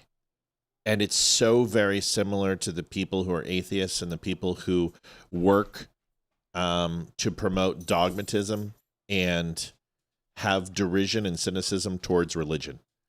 You weren't there. It never happened. Never happened at all. It's not real. God isn't real. God's make-believe. God's made up. If people understood the Bible, do you know how many books the Bible's made up of? Not off the top of my head, no. Like 60 different books. And do you know how many years it took to write the Bible? No. Spreads over if I'm not mistaken, I believe the Old Testament was almost 300 years, and then another 1,200 years. No, because the New Testament was after Christ. Yeah, so a total of 1,500 years of collecting and putting together the Bible. And the problem with it is not just syntax or chronological cohesion. It's the fluidity of the stories all being intertwined and connected. You know, it was written in 3 different languages: Greek, Hebrew, Aramaic, and been translated to multiple other languages, right? Yeah. Pretty much every country around the world, every language. But it was written on 3 different continents. 3. Would you like to tell me what airline or boat that they were taking to coordinate the stories? And if you just dive into the sheer impossible nature of the Bible and the writings within, but if you look at the prophetic elements of it, 2,500 some odd prophecies, and we're not talking that I'm going to go ahead and get a thorn in my hand if I go and trim the rose bush type of prophecies. We're talking of how the Romans treated Jesus and the prognostication of the crucifixion and who was involved and how it was going to be executed hundreds of years before it actually took place. The Psalms. Or is it Palms? Psalms. Psalms, thank you. I always mix that up. Predicted the crucifixion of Christ. And if you go through and look at this, it's incredible. And then, you know, people kind of got a little touchy with me last night when it came to the ark and the burning bush and Jonah and the whale and living inside the whale. But when you think of the ark in its simplistic terms, how many species are in the animal kingdom? Well, it's infinite. I think there's like I don't know. There's something like 64,000 different species. But then when you include insects, it's infinite, right? Mm-hmm. But insects, there's billions of different types of insects. Right. So, but when we say animal, you have to understand that if you look at a dog, and you look at a greyhound, and you look at a shepherd, different species, but the canine is what we're talking about. Well, like, okay, so which canine breed did they take? Wolf. And the rest doesn't matter. Because God provided these animals to move to Noah. It wasn't that Noah when it had to go to the Sahara. It was providing these. Now people are like, well, how did an elephant get from Africa to here to Turkey or wherever it was that you feel was the location of the Great Flood? And there's several different iterations of people deciding where that was and wasn't. But most people agree that Noah's Ark is, if it is in existence and it is alive, is somewhere in Turkey at a very high altitude in the ice. And I'm like, okay, let's get there, right? We shouldn't be going to Mars. We should be going to the Noah's Ark and prove it. Show me that boat. Show me the gopher wood. Carbon date it. And then, holy crap, we already have proof. We have the Shroud of Turin. I mean, you have the Dead Sea Scrolls. You've got so many different incontrovertible physical proof, but nothing is going to appease people's spiritual proof, right? And until they become one with God, until they read it themselves. But it's very interesting when you look at people would rather disprove God than accept God. But there is so many incontrovertibly insane things that would need to take place for this to happen, that it's almost like, okay, so if you don't believe that, then I'm just going to simply take you to the beginning of the time, and out of space where there is nothing, then you have something. Where did it come from? Could you possibly fathom that the answer could be God? And if the answer is, then how can you not even give a modicum of faith, which is what's required, a mustard seed of faith, to believe?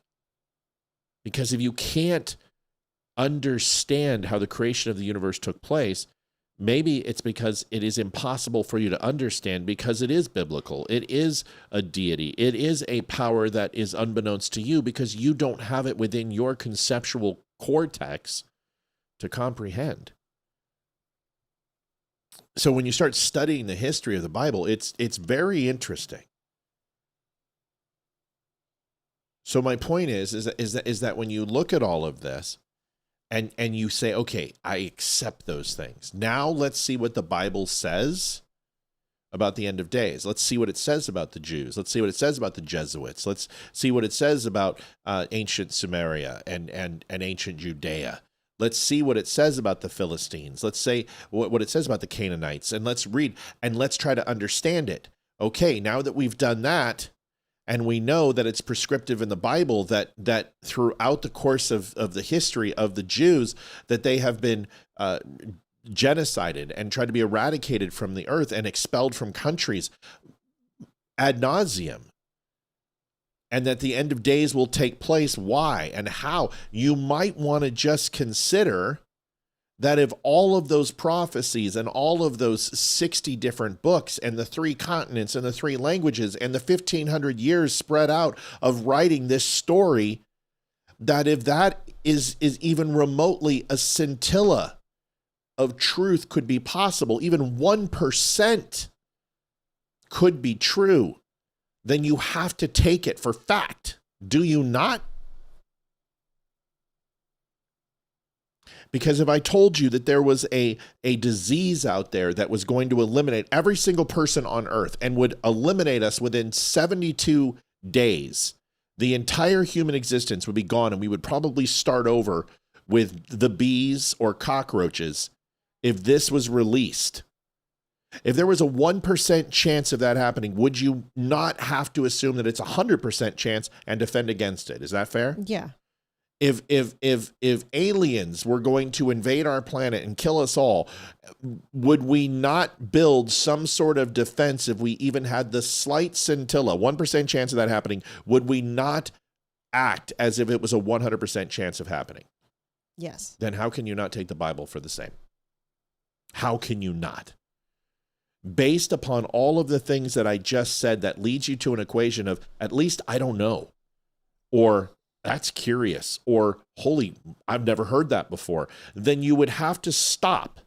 And your logical, intellectual, deductive mind, the one that I possess, the level of intelligence that I have, I've demonstrated for 5.5 years. Whether you agree with me or not, or politically, nobody's going to say I'm stupid.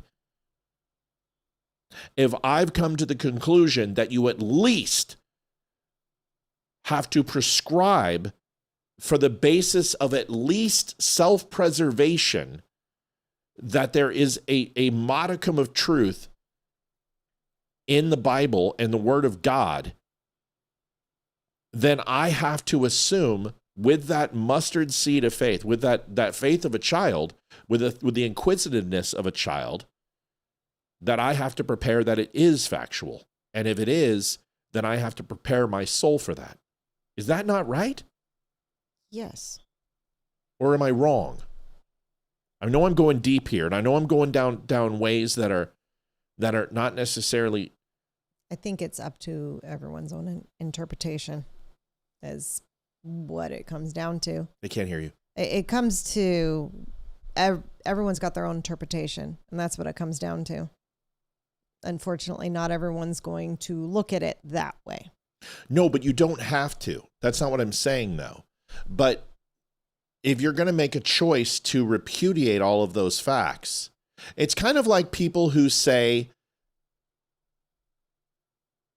that the earth is flat. Do you know how much you have to not believe that's factual, and how much fantasy you have to believe in order to accept that alternate reality? It's the same thing with the moon landing.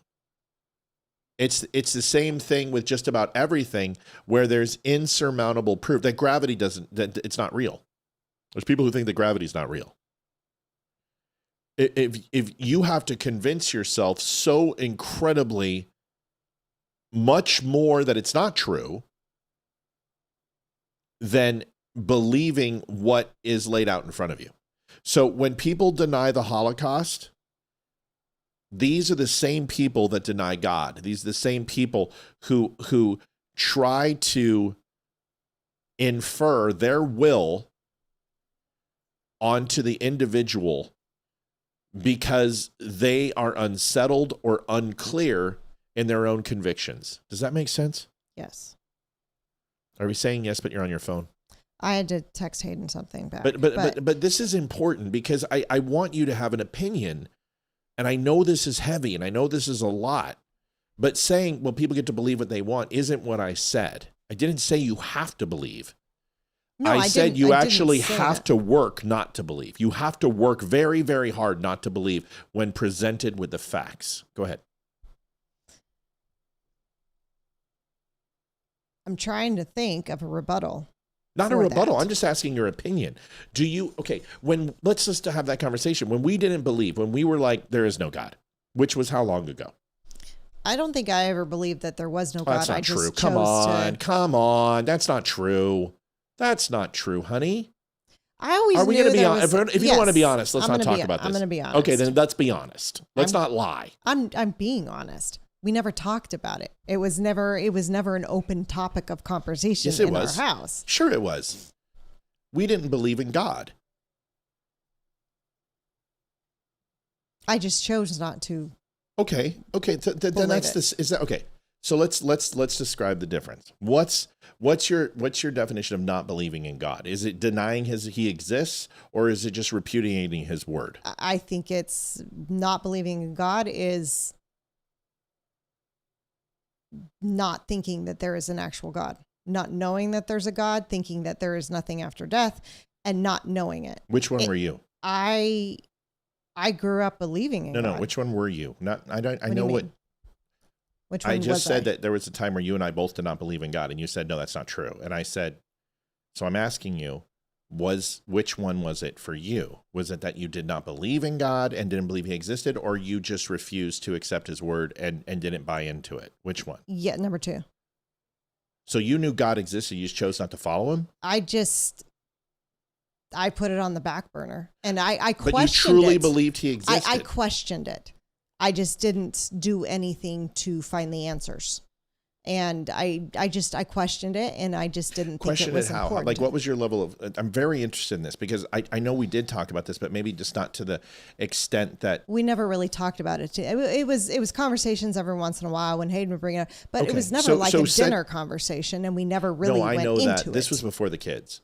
So let's, like when we watch Religious with Bill Maher, we love the movie. Why? Why did you love the movie? Why did I love the movie? Because I repudiated against organized religion, and that's what it's about. Okay, fair. So let's disclose. There was a time when I never believed in God, ever. Even as a kid, that was, and there may have been a time when I was younger, but it was pretty much taken away from me. And I started questioning things and saying, I just don't know. Probably around 30, 35. And then around 47, 46 years old, I started really going. Before that, when I saw the kids, I was kind of like, oh, wait a second. How could there not be a God? You know what I mean? Mm-hmm. When I saw childbirth and I saw the love I had for you and you were just incredible, I just, like, there was something there, right? Mm-hmm. But I did not start, I defended God and defended Christians and Jews and anybody who wanted to believe because I was so envious of their faith that I started defending them. Make sense? Yes. And started saying, don't belittle people who believe in God. I wish I had their faith. Okay. So for you, walk us through the same timeline with you. Well, I mean, I grew up in the church, and I had questions. Like, I believed blindly what I was told by the elders in the church and by my mom and youth pastor and everything. I just believed blindly. Whatever they told me, I believed. And when I had questions, the answers they gave me, I believed. Got it. Because why would they lie to me? Right. And then as I got older, When you found out about Santa Claus, you're like, uh-oh. no. Well, when I got older, Did that bother you? finding out about Santa Claus? Yeah, did that bother you? I don't remember when it happened. Okay. I couldn't. Not that I'm comparing God to Santa Claus, but what I'm saying is it's like with the first betrayal of trust that a lot of kids have unless the parents really explain it right. Yeah, well, the betrayal for me came when a few elders in the church that I looked up to treated my dad horribly because my mom told them lies about him and their separation. Right. Go ahead and put that in real quick while you do this. So my dad was very hesitant to tell me because he knew that I wouldn't be happy. So, Mr. Holiday's donating $20 and it says, I had a witty statement to make, but I was afraid the IRS would try and tax me, claiming it was a 1099. Thank you so much. There you go. That's what I'm looking for. 218.85 is where we're at in goal, folks. We're almost there. We're going to go into overtime. Tonight's Friday. We always go into at least an extra half hour. We're going to stay on with you guys tonight. Go ahead. So I did get very upset. And then I started questioning things that I was told. Mm-hmm. And the big one, and this is, I've had this discussion with a few people on the show. I think when I first came on the show, and it was like within the first month or so that I was actually on camera, I think somebody called in and we discussed Oh, this. yeah, that's right. And it was when I was little, how can dinosaurs and people live laying together? Not really. Yes. No. Yes. No, she's not on there. Oh. No, she's not. Otherwise, Ash would be smothering her and laying on top of her. It's how can dinosaurs and humans live together? How did that work? And I was always told it was Jesus's plan and Jesus protected the people from the dinosaurs. And I believed it. And then I started questioning as I got older. And I didn't question it until the thing with the elders of the church happened. And then I started to question it. And then I started questioning everything about the church because they were a family to me. And if they could be like this, and I looked at them as, father figures and mother figures, and they were pretty much my entire childhood. I was a huge part of that church.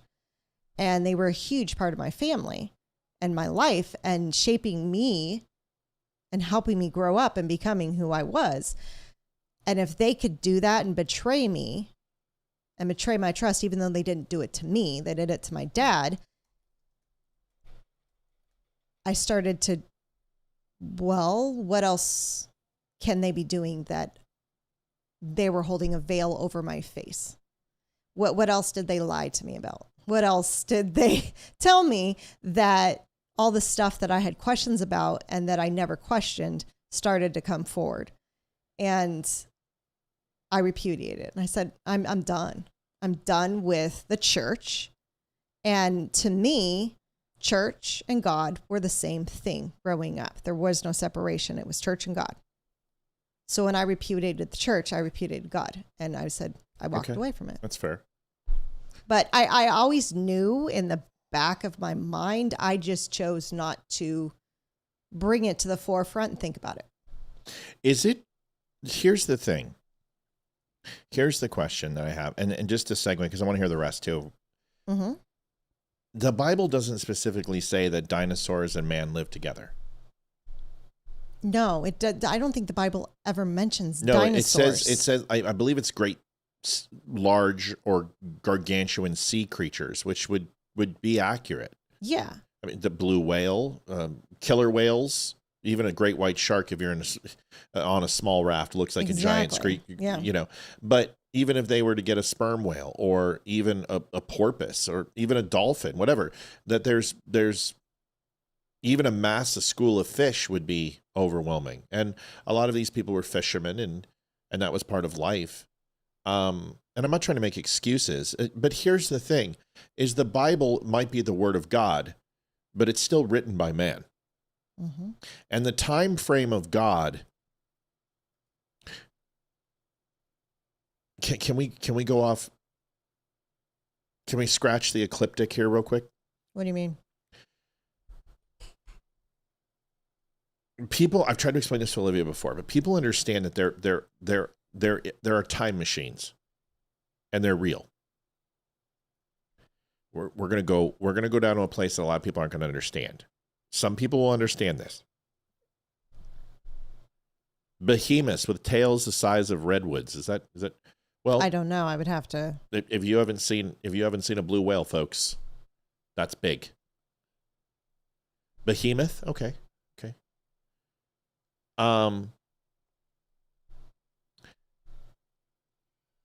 People understand that if you go to a space station and you circle around the Earth, that there have been tests that have actually been shown that there are fractions of a second slower upon returning to Earth when they are in orbit around the Earth because the gravitational pull is different. Does everyone understand that? Yes. Also understand that gravity and time are controlled, specifically time is controlled by speed, gravity or weight,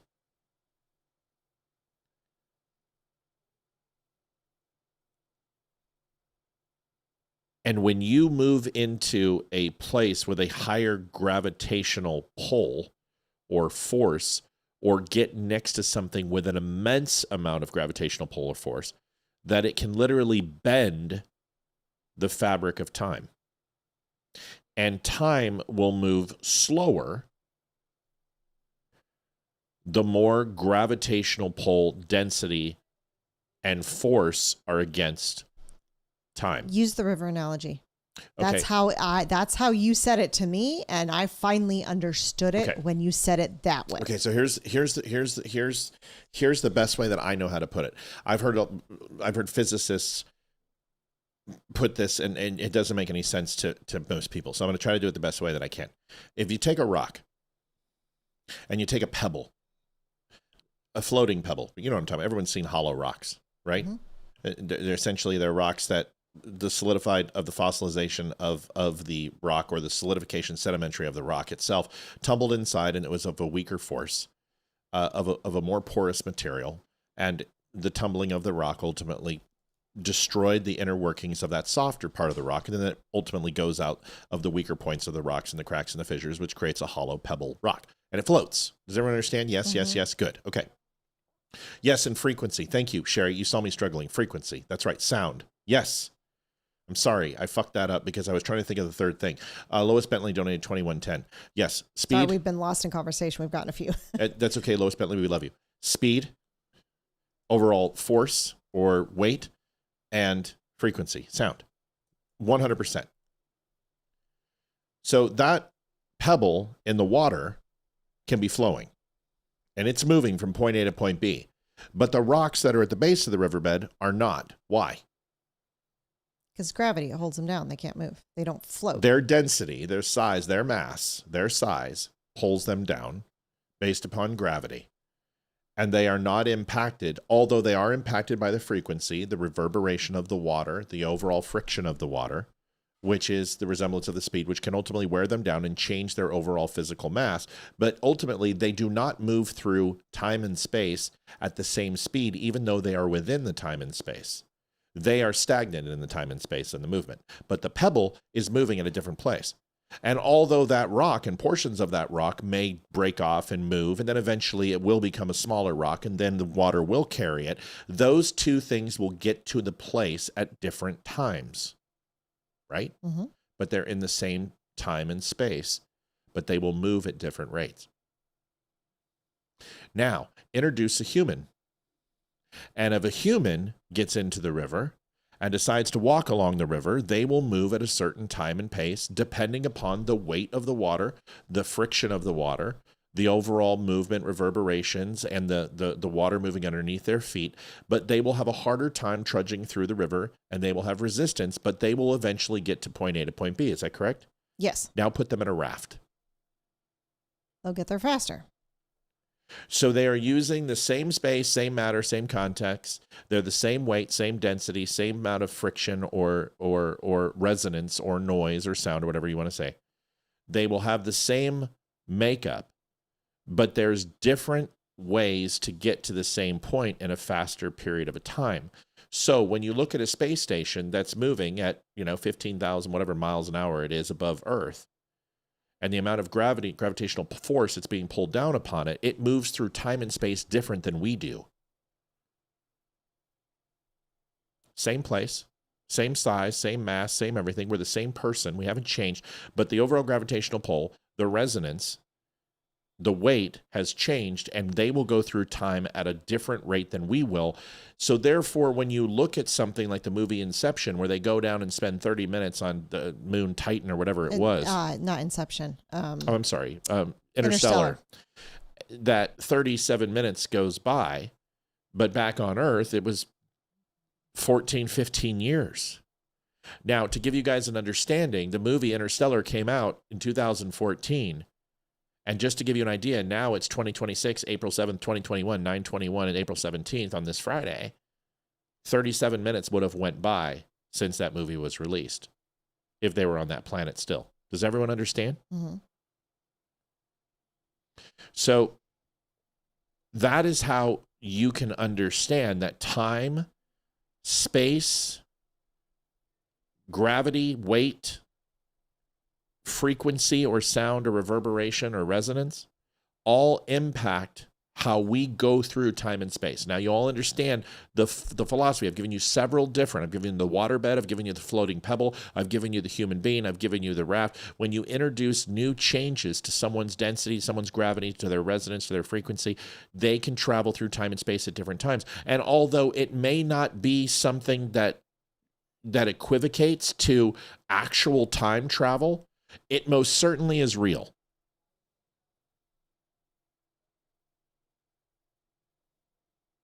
Does everyone understand what I'm saying?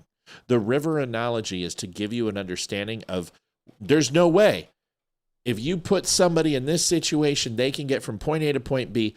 Well, faster cars will get you from point A to point B different. So is that a form of time travel? Yeah, it is. If you have a destination that's 30 miles, and you travel 50 miles, how long is it going to take you to get there? Well, if you go 57 miles, well, what happens if you go in a straight line? What happens if a person's on a dirt road, they're on a freeway? There's different variables that will slow you down and speed you up based upon your situation. But in a sense, you're still the same person, the same one you are. You don't have any more advantage, but their surroundings impact your overall time of arrival based upon the variables into the equation that you introduce. So the same thing is true. The reason why I bring this up, Mm-hmm. Because if you can accept that, and you can theorize on that, and you can embrace that, then you can understand God. You're choosing not to. If you can understand relative to size, mass, speed, frequency, with a dispensation of time, or the increased velocity of time, then you can understand God.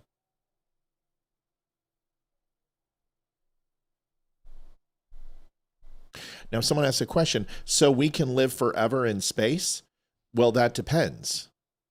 Because here's the thing. Yeah, this is such a good conversation. Here's, Deep. It is deep. Here's the thing. Hi, buddy. Hello. I love you. Hi.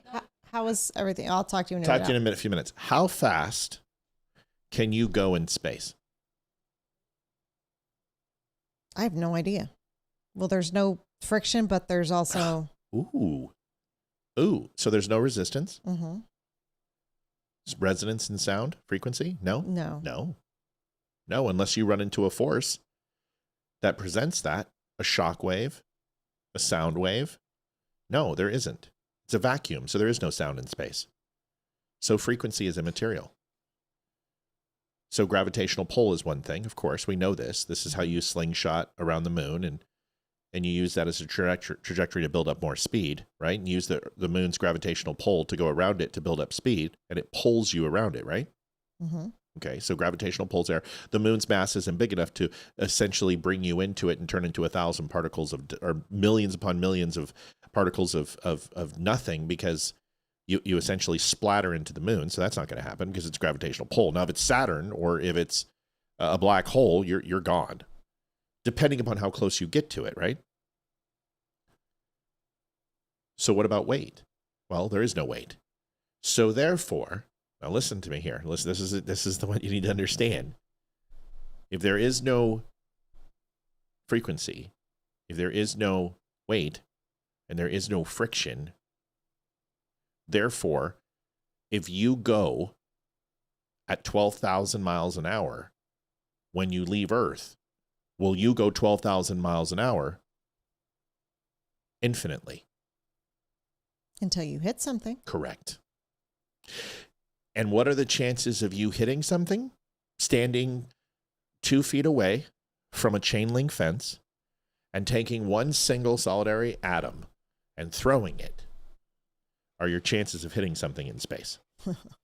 Very slim. So therefore, do we have to maintain the speed of light? No. No. Once you're at that speed, there's nothing to stop you. Great. So it just keeps going. Now you're thinking. So when people say space travel is impossible, you can't go the speed of light. No, that's not what you're saying.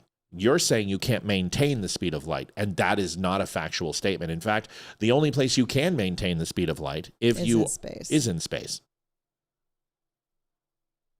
The problem is, how do we slow down?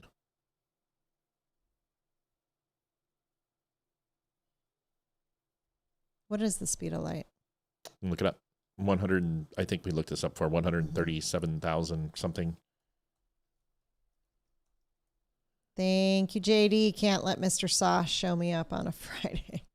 Thank you guys for donating. We appreciate it. Sorry, we got a few and we just been deep in conversation. So we're doing good here. I love this stuff. We still got some show. Yeah, there is a comment I do want to address from somebody. I do want to do that too. I want to continue this wave of thought because we're gonna bring it home here in a second. Okay, here's another one. You do that. I'm doing this. You call that out. Okay. Anonymous, $50. I'm out for tonight. Have a great rest of the show. Beauty, sleep incoming. Good night, Spear family. Thank you. We love you. Thank you so much. So here is the speed of light. 299,792,458 meters per second. A meter is 3 feet. So you're basically moving at 900 million feet per second. Easier to understand. Go ahead. Okay. 186,282 miles per second, which is 670 million miles per hour. How does that... Hold on. You could circle the Earth 7.5 times in 1 second. Ouch. That's really fast. I just don't think humans can... I don't think there's anything out there that can... Hold on a second. Sustain that. Not true. Not true. We can't move faster than light. There's nothing with mass and matter that can move at faster than the speed of light. So when they go warp, whatever, I don't know what that means. But speed of light, 1.65, there's nothing faster than the speed of light according to man. But this is where wormholes are introduced, which essentially... Right. Hotcake says you stop it with gravitational pulling positions. Right. But the human body going from a stasis from speed of light to any nominal change in that speed, what happens to that person? This is where you're going to have to go ahead and assume that matter, changing frequency, changing speed, all of a sudden introducing resistance to its speed of travel at the speed of light. Does the human body then catch up to its overall pace? Does the time and space that it went ahead of catch up to it? And what happens to the human body? Does it immediately start to age at that rate again? Was it in a space of homeostasis where it did not age and the cellular structure and everything else will not be impacted by that time? Or will essentially that slowdown of even a micro second or a micro mile an hour or introducing any type of friction to that scenario, completely destroy at a molecular level anything that was moving at that speed. That's why gravitational, how do you slow it down? You can't. You introduce gravity to something moving at the speed of light, that thing is gone. That matter will immediately change form. Folks, this is my point in this whole entire conversation. If you can comprehend these things, you can comprehend God. You choose not to. And I didn't understand that until I started exploring the depths of my brain when it comes to physics and space-time travel. Thomas Austin donated 2110. Thank you so much, Tommy. And I'm not even remotely intelligent enough to understand or conceptualize any of these things. For theoretical physics, I'm very good at. I think if Neil Tyson deGrasse sat next to me, he'd be like, wow, you know what? You are the smartest dumb person I've met. You can understand theoretical physics, but you can't practically explain it. You can't mathematically solve it. And the answer would be no, sir. No, I can't even do algebra. I want you guys to understand, though, is that if you can conceptualize those things, if you can understand, if you can scratch the surface of the infiniteness of space and how very large space is, and this is the problem, is by people have a struggle to understand God is because they can't conceptualize God. And you shouldn't. He's a deity. You can't possibly understand God. But if you can scratch the surface of the actual size of space and how infinite it is in its design, you have to possibly scratch the surface of God. That's it. Good conversation. Very deep. Hot Cake says, I never will understand why distance away from an object can increase what you left's age interstellar. Gotta say Miss French Paris, accents. $11.15. Got to go. Thank you all for your hard work. Thank you. We appreciate it. But see, that's the question. If you do slow down at the speed of light, what happens to time? What happens to the frequency? What happens to the weight? Does it catch up to you all of a sudden? And if it does, do you age exponentially? So if you were traveling 11 years at light speed, and although you did not age, and so many years went by, because here's the thing. This is the other thing that's going to blow your mind. Real quick. Kevin, I'll answer you real quick. If you are 60 billion light years away, listen, Liv. I'm listening. If it's 60 billion light years away, based upon the speed that we just told you, the speed of light, how long is it away? So if we send somebody 60 billion years out that way, how long is it going to take for them to get there? I have no idea. No, take a second. Stop. Think. 60 billion light years away, how long is it going to take them to get there? The answer is as simple as you could possibly make it.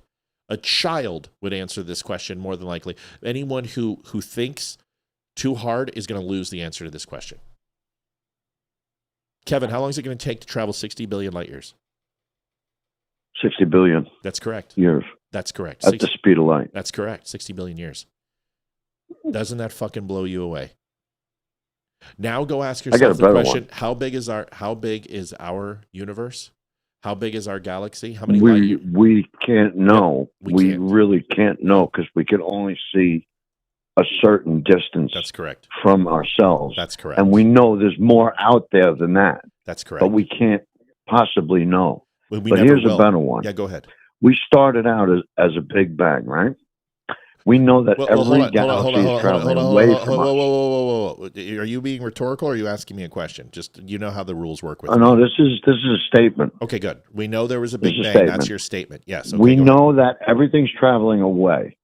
And if we play the tape backwards, everything's traveling together. Correct. Therefore, theoretically, everything started at one point. And we call that point the singularity. That's correct.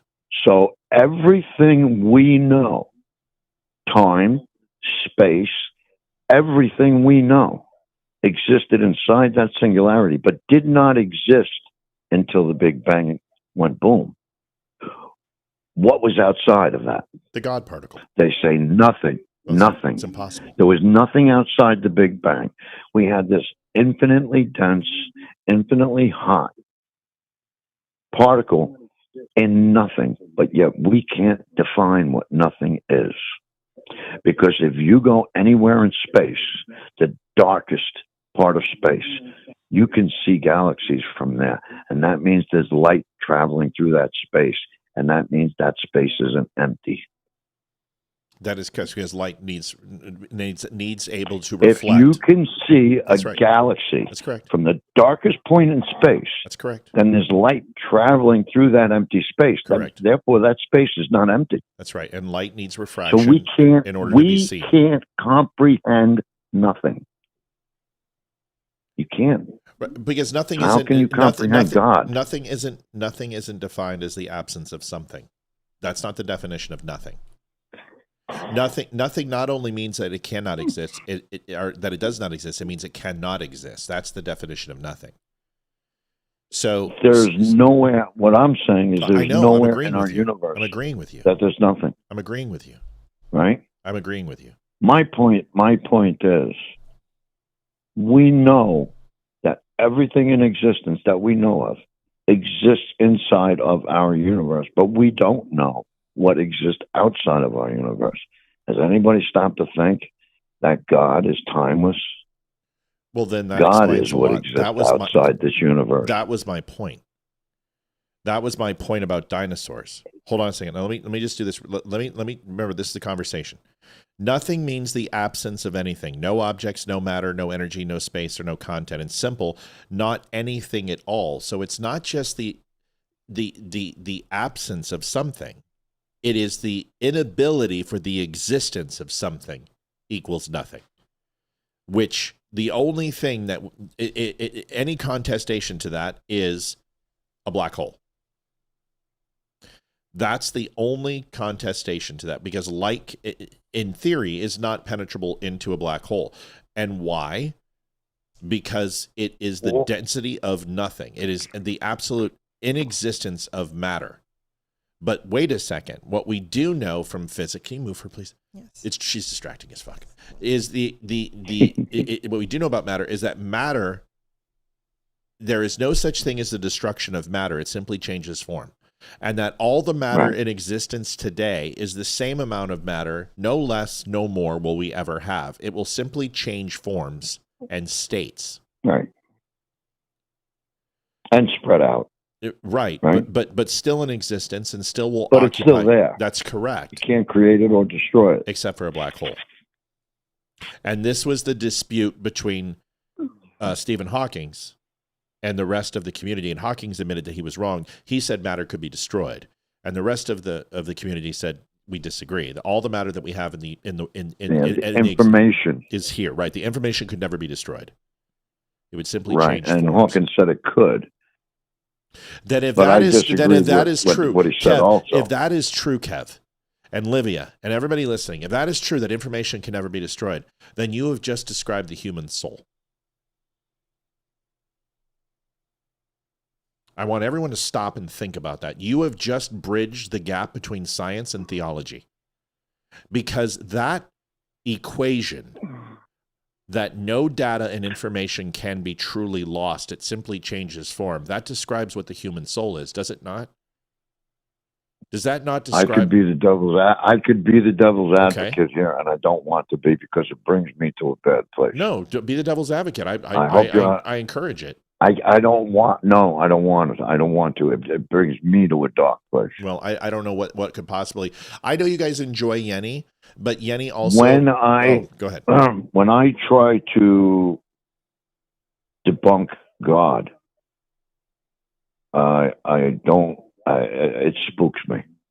Well, and I don't want to do it. Okay. Well, I wasn't asking you to do that. What I was saying is you have a scientific method that is, you always hear that science does not require faith in order to be provable, and that religion always requires faith to be provable. Well, you have a situation where it comes to the loss of information and the loss of matter is an unprovable theorem inside the scientific method, that it only transfers into a different state then you have a very similar theory when it comes to the human soul. But it's just a point. I'll debunk science. So will I. And you're old enough to confirm this. Yeah. 40 years ago, if you mentioned a black hole in the science community, you were laughed at. Oh, you were absolutely laughed at. Now, yeah, it's widely accepted that there's a black hole in almost the center of almost every universe. Correct. Right? So I could debunk science in the blink of an eye. Say that we we evolved around the sun. How many years ago did we say that the sun revolved around us? Right. It was Galileo, right? The universe revolved around us. That's right.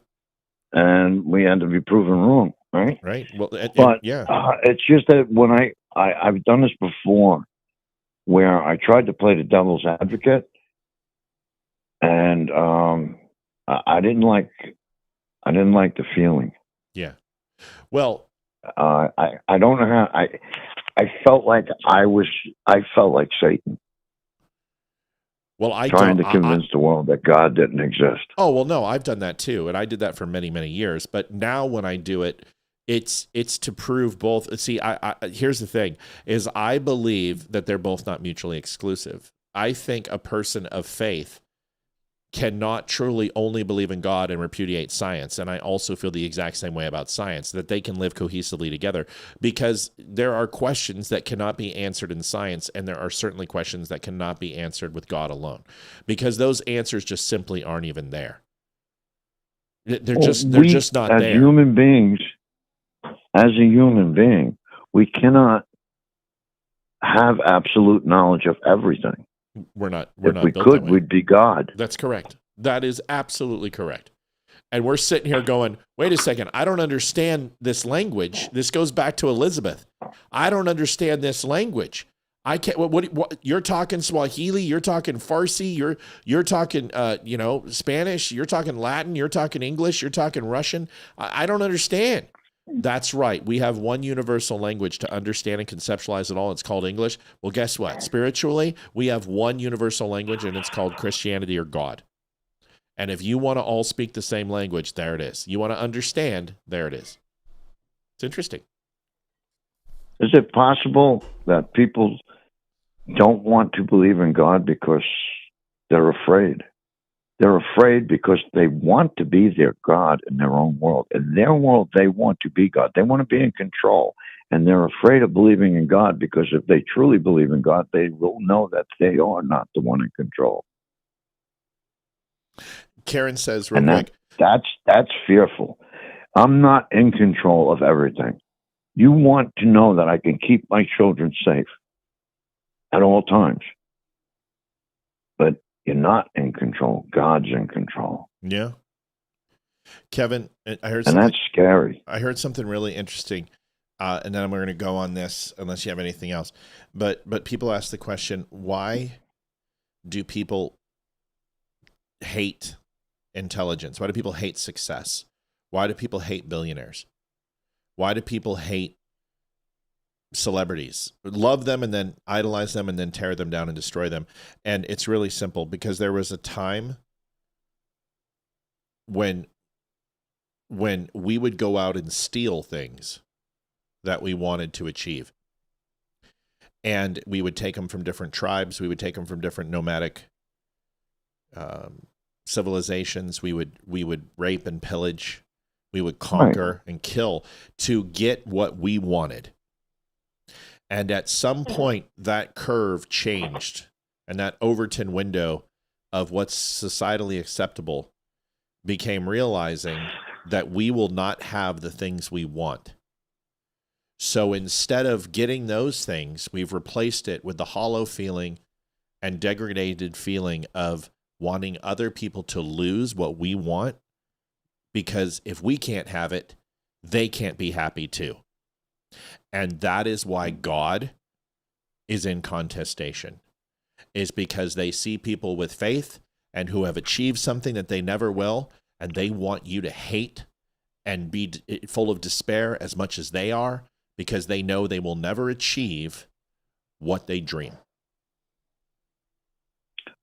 on the same line, when we were talking about politicians and the corruption yesterday, I thought about a different type of government, a more perfect kind of government.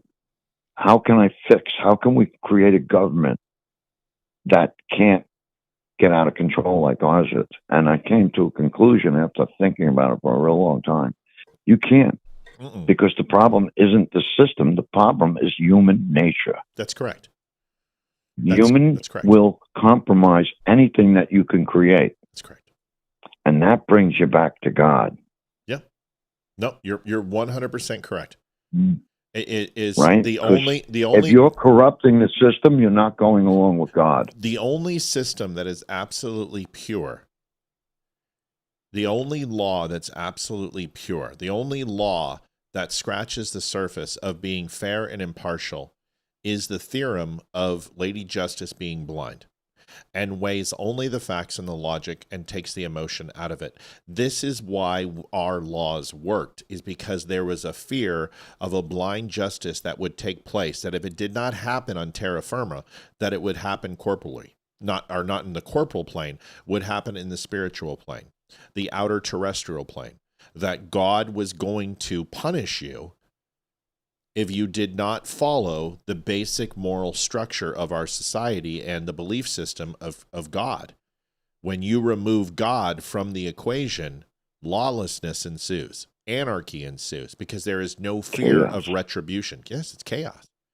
Because there's no order of things. Having an impartial judge was always the one caveat to lawful behavior in any country. And when you remove that, and you look at communists, you look at 110 times communism has been tried in this world, and it has failed every single time. Why? Because they remove God from the equation.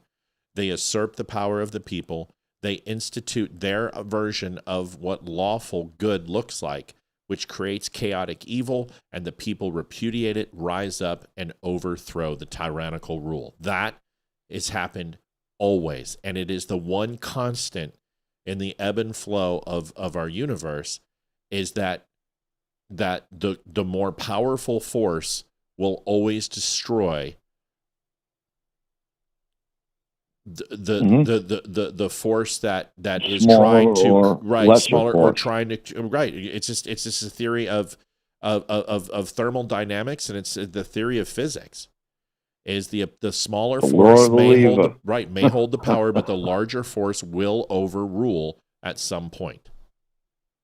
Now, would you agree with this statement? Yeah, let's make this one. And then there is only one blind justice, and that's blind justice. The only real blind justice is God.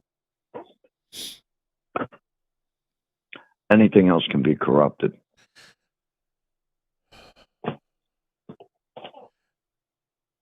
We can't create a perfect system.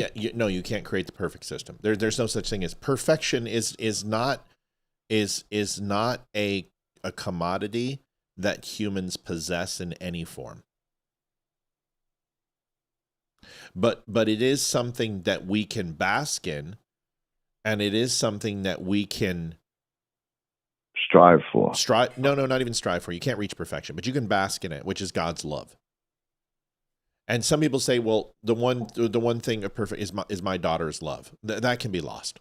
I'm sorry. I love my daughter. I would die for my daughter, but that could be lost. There are bridges that could be crossed that I would never return from, and vice versa. But my wife's love can be negotiated and lost. But the only perfect thing on the planet was Jesus Christ. He died for our sins so we could live, removed sin so we can be judged during our time of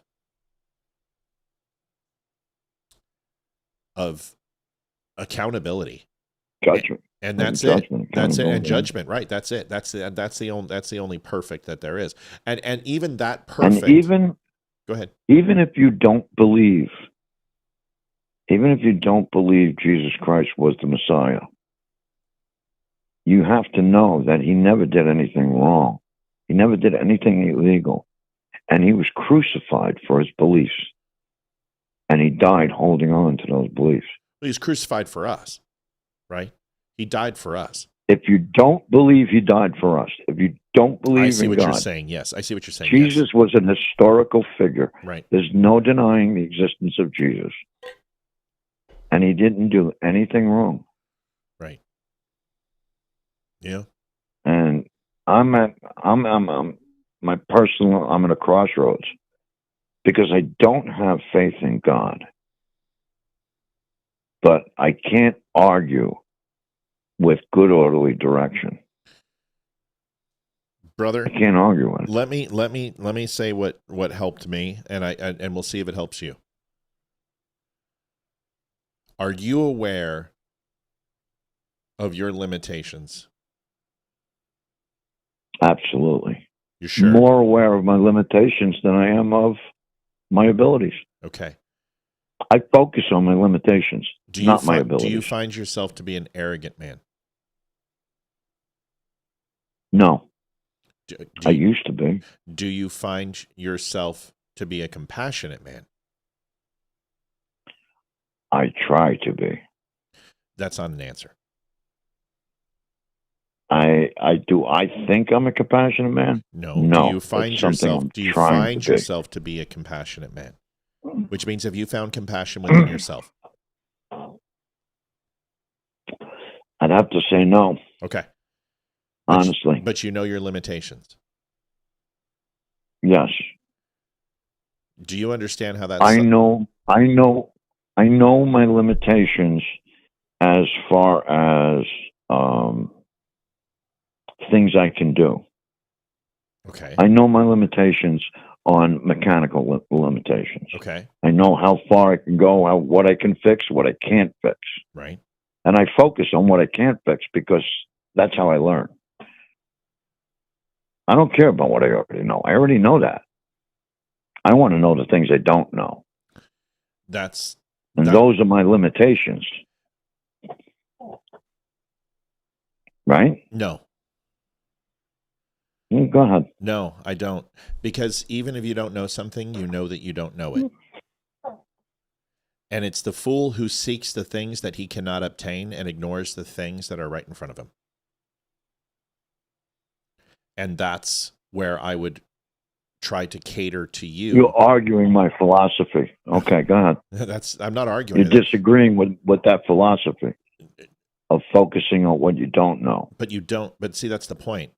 It is that is a level of arrogance that I had to become aware about with myself. Is that I felt that I could find the answer if I continued to look within the confines of myself. Now I got you. That's arrogant. Is that you feel you know better than God. You feel you know better than... I am God. Well, you are to yourself until you aren't, right? You are until you're not. Yeah, I'm agreeing with you 100%. Yeah, that's what it took for me. I'm not, Is that I realize I want the answer, but I'll find it myself. I don't need God. I don't need God to help me. Right. And it took humility. God is the answer. God is the answer. God will give you that. You'll get those answers. You're just not going to get it on your timeline. You're not going to get it on your table. You're not going to get it on your want and needs. You will get it. I don't like that much. You'll get it when you earn it. You'll get it when you earn it. Isn't that crazy? See, we think in mortal terms. We think in mortal confines that I've only got so much time before I get all the answers. I got to read all these books. I got to listen to this music. I got to watch all these shows. But speaking of time, I've been keeping you on the phone. I know. Long. We got to go. I love you. Time. I was going to say, right. holy shit, Matt, Kevin, you called in good night, twice Olivia. when I'm on the show. Wow, I feel special. But Twice. you ignored me the whole time, so, you know. Twice in 1 week. I know. You should say. I'm trying to get out of the doghouse. That's right. Love you, Kev. Thanks for the talk. You have a good night, guys. All right, buddy. Listen, go ahead, baby. Okay, you had a comment you wanted to make. I'm so sorry. Go ahead. I wanted to address a comment made in the Rumble chat. Yeah. So right in the middle of me talking about where I lost my faith, this JB prodigy comes in and says, you guys are lost. So my comment to you, JB, I don't know if you're on. Don't hit him. I'm not going to hit him. maybe instead of coming out and throwing insults, if this is the first time you've watched and you just happen to come in while we're talking about this and having a deep conversation and not realizing that that is my past, and that was 27 years ago. Right. That just throwing out there that you guys are lost is not very Christian-like of you. And that is one of the reasons I walked away from the church and the faith, is because people I looked up to treated me like that and treated people I loved like that. Instead of coming in and just saying, you guys are lost, how about you ask some qualifying questions? How about you ask where we are now? Apparently you didn't stick around, or you haven't watched long enough to realize that we are going back to church, that we've been attending a church, that I have gone back to God and I have talked to God. So it's very hypocritical of you to say that. And ask some questions and know who we are first before you throw the stone. Because he who is without sin may throw the first stone. And that's what you just did. So I'm not putting you down. I'm just saying maybe look in the mirror before you start throwing it insults at people you know nothing about. Because if you would have been here a week ago, you would have seen the video of our daughter getting baptized. And you would have seen the joy in my eyes and how proud I am of her for doing that. So I invite you to come back to the show, and I invite you to watch every night and get to know us as people and who we actually are, and not just throw out a comment after hearing a 5-minute conversation. Yeah, and I'll just say, you. No, I'm kidding. I'm just kidding. No, not at all. It's beautifully said. It's absolutely perfect. It's not perfect. It's really good. I'm gonna just say the lost get found, bro, and you are lost too, and you're a sinner too, man. That doesn't stop. You have not reached the level of arrogance it takes to castigate aspersions on other people who are in a different parts of the river than you are. That's not going to move anybody. Yeah, and the last thing I'd just say, and then I'm done, is you're never going to change anybody's mind unless they like you. And I don't think I'm going to be able to change your mind because you obviously don't find a lot of value in us. But that feeling is mutual. And you have an opportunity. I'm sorry. I'm sorry. I thought you were done. Just go. Just go. I'm sorry. Don't fucking say anything. No, I talk too much, and I know I do. So I'm just going to shut up, and you just go. I don't deserve to talk anymore. I'll shut up. Go. Well, I've talked. It's been all me tonight. The last hour has been me. I should shut up. Go. Well, the other part is, part of being a Christian is to teach others about God that may not know about it. And if you came in and listened to my story where you know nothing, if you know nothing about me, I can understand where you think I'm lost. But asking me, can I help you? What questions can I answer for you? As a true believer in God and wanting to follow in his footsteps is to have compassion and not look down on people that don't believe you the same things you do. Holding out a hand and say, here, let me give you my hand and let me hold you up and pull you up and help you understand and get you to hopefully where I am at on this journey with God. Be a little more open-minded and don't be so judgmental on people that you don't know. And you know what? This is the first time I've seen your name in chat. I've seen it before. It's very possible you could have been watching us for a long time. You've just never commented. And that's awesome. We love to have it. I know there's several people that have watched for years and they'll make a comment. We're like, oh, somebody new. And they're like, oh, I've been watching for 3 years. I just never comment. So that's great. But my advice to you is don't don't put people down because you don't think they're on the same plane of thinking and faith as you. Help them get to the same plane of thinking and faith as you. Don't hold them down, because that's what that comment is. It's holding me down instead of helping me. There's only up. one person who holds her down, and that's me, dude. That's a good point. And she kicks and screams, and I just, roofie and duct tomorrow tape. Morning. Or tonight, because I'm honestly I'm a 10-peckered owl. It's Friday. Can you put in the last donation? I think I think you had JD said someone can't show me up. No, that was already put in. Yep, I put in that a while ago. All right, folks. If you're going to donate, now it's time. Dumbshow.com/donate. Last part. I told you we were going to get through the missing science. Listen, there are times where this show stays right on track, and there's times when it doesn't, and I will never apologize for it. I think conversations like this, there's things I probably got wrong. There's things that maybe I didn't get right. It doesn't matter. I don't care. It's a good conversation. It's an interesting conversation. But this is also Peter Ducey talked last night and asked about missing scientists. I told you I'd follow up on it. I promised I would. There's some other things that we will talk about. Here it is. Hot off the presses, we've got the first big update to a crazy story that we have been following here at the White House. Yesterday, I asked the president about these missing scientists and whether or not he thought that their disappearances and deaths were connected or random. He said he hoped random because it's serious stuff. Well, now we have learned from the press secretary that they are going to be looked at all as one. Listen to this on X. In light of the recent and legitimate questions about these troubling cases and President Trump's commitment to the truth, the White House is actively working with all relevant agencies and the FBI to holistically review all of the cases together and identify any potential commonalities that may exist.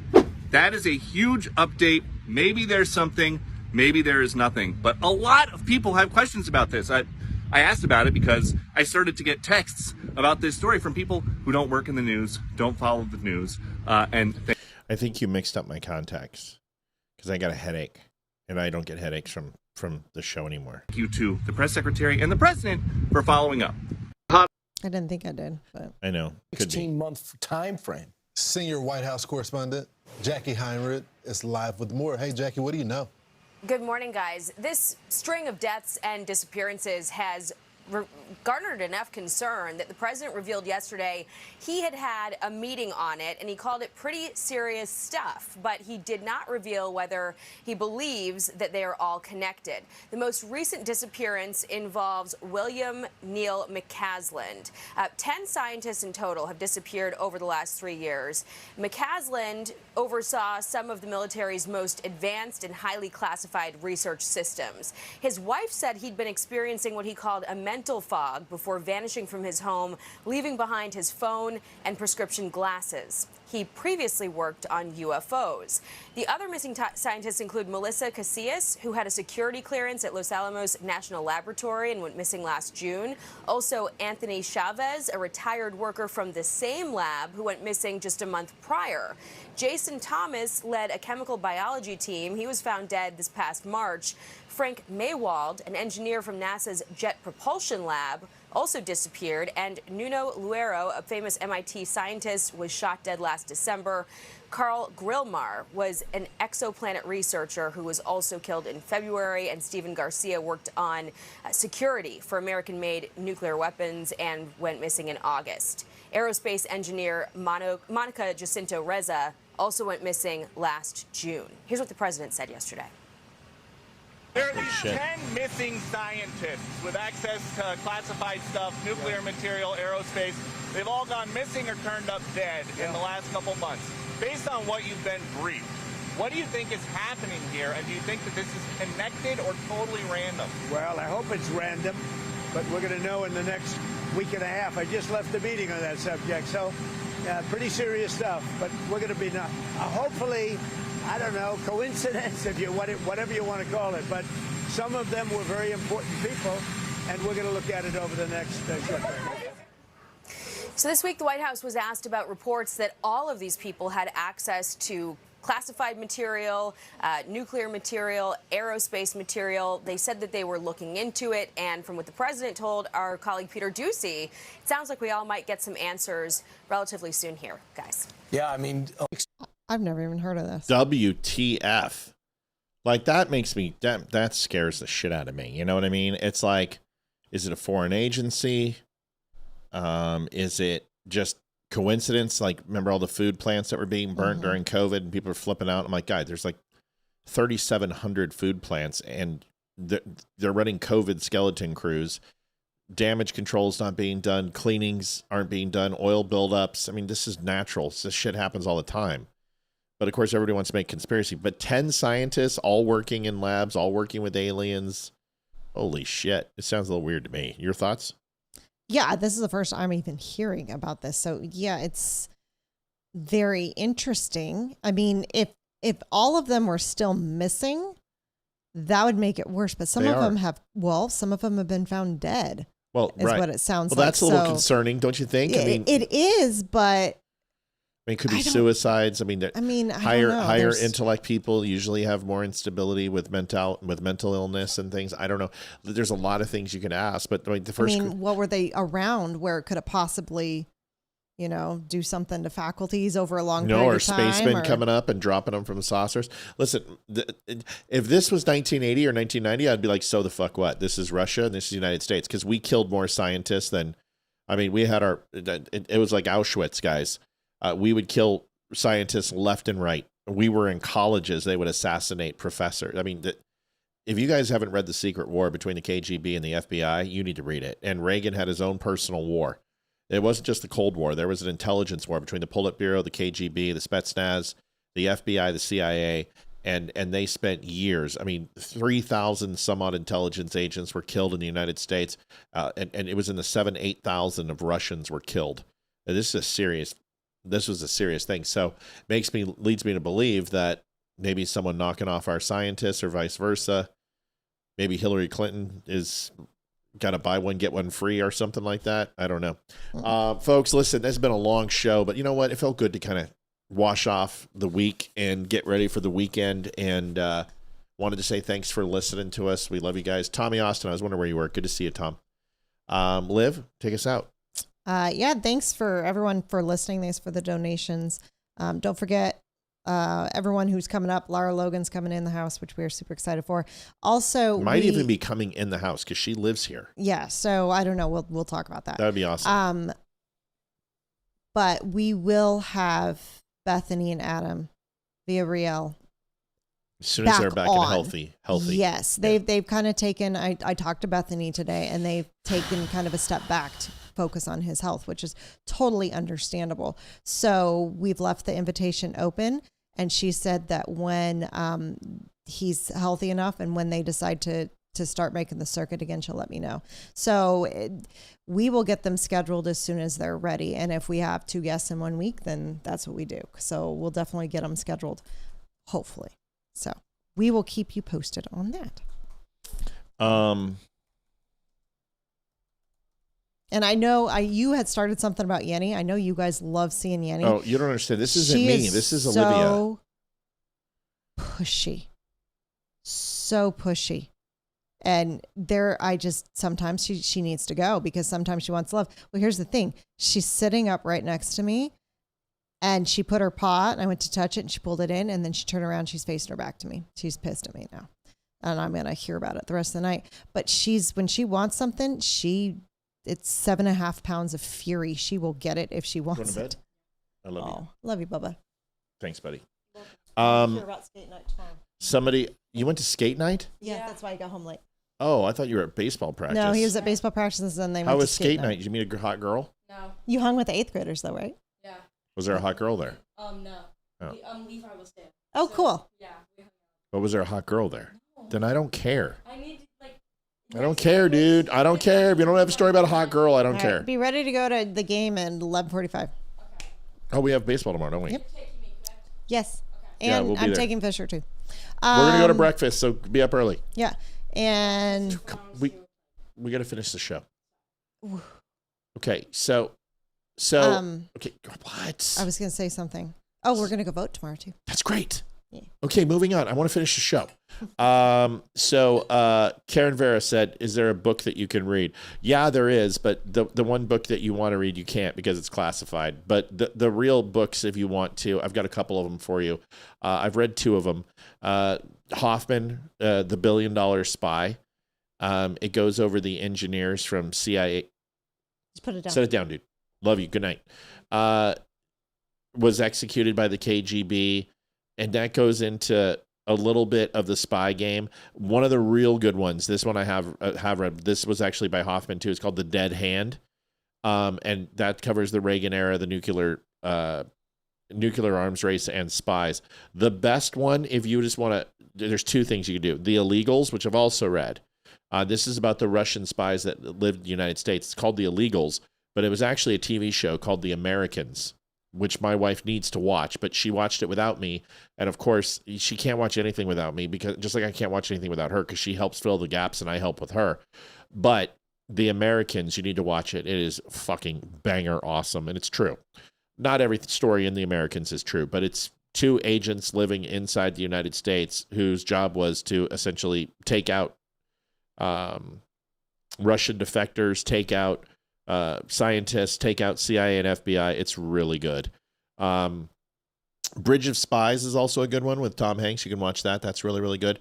And then if you just want to kind of get an idea of the spy game and the tradecraft, The Good Shepherd with Matt Damon, hands down the best spy movie ever made. That's a good movie. Yeah, so absolutely the best. But Bridge of Spies is good with Hanks.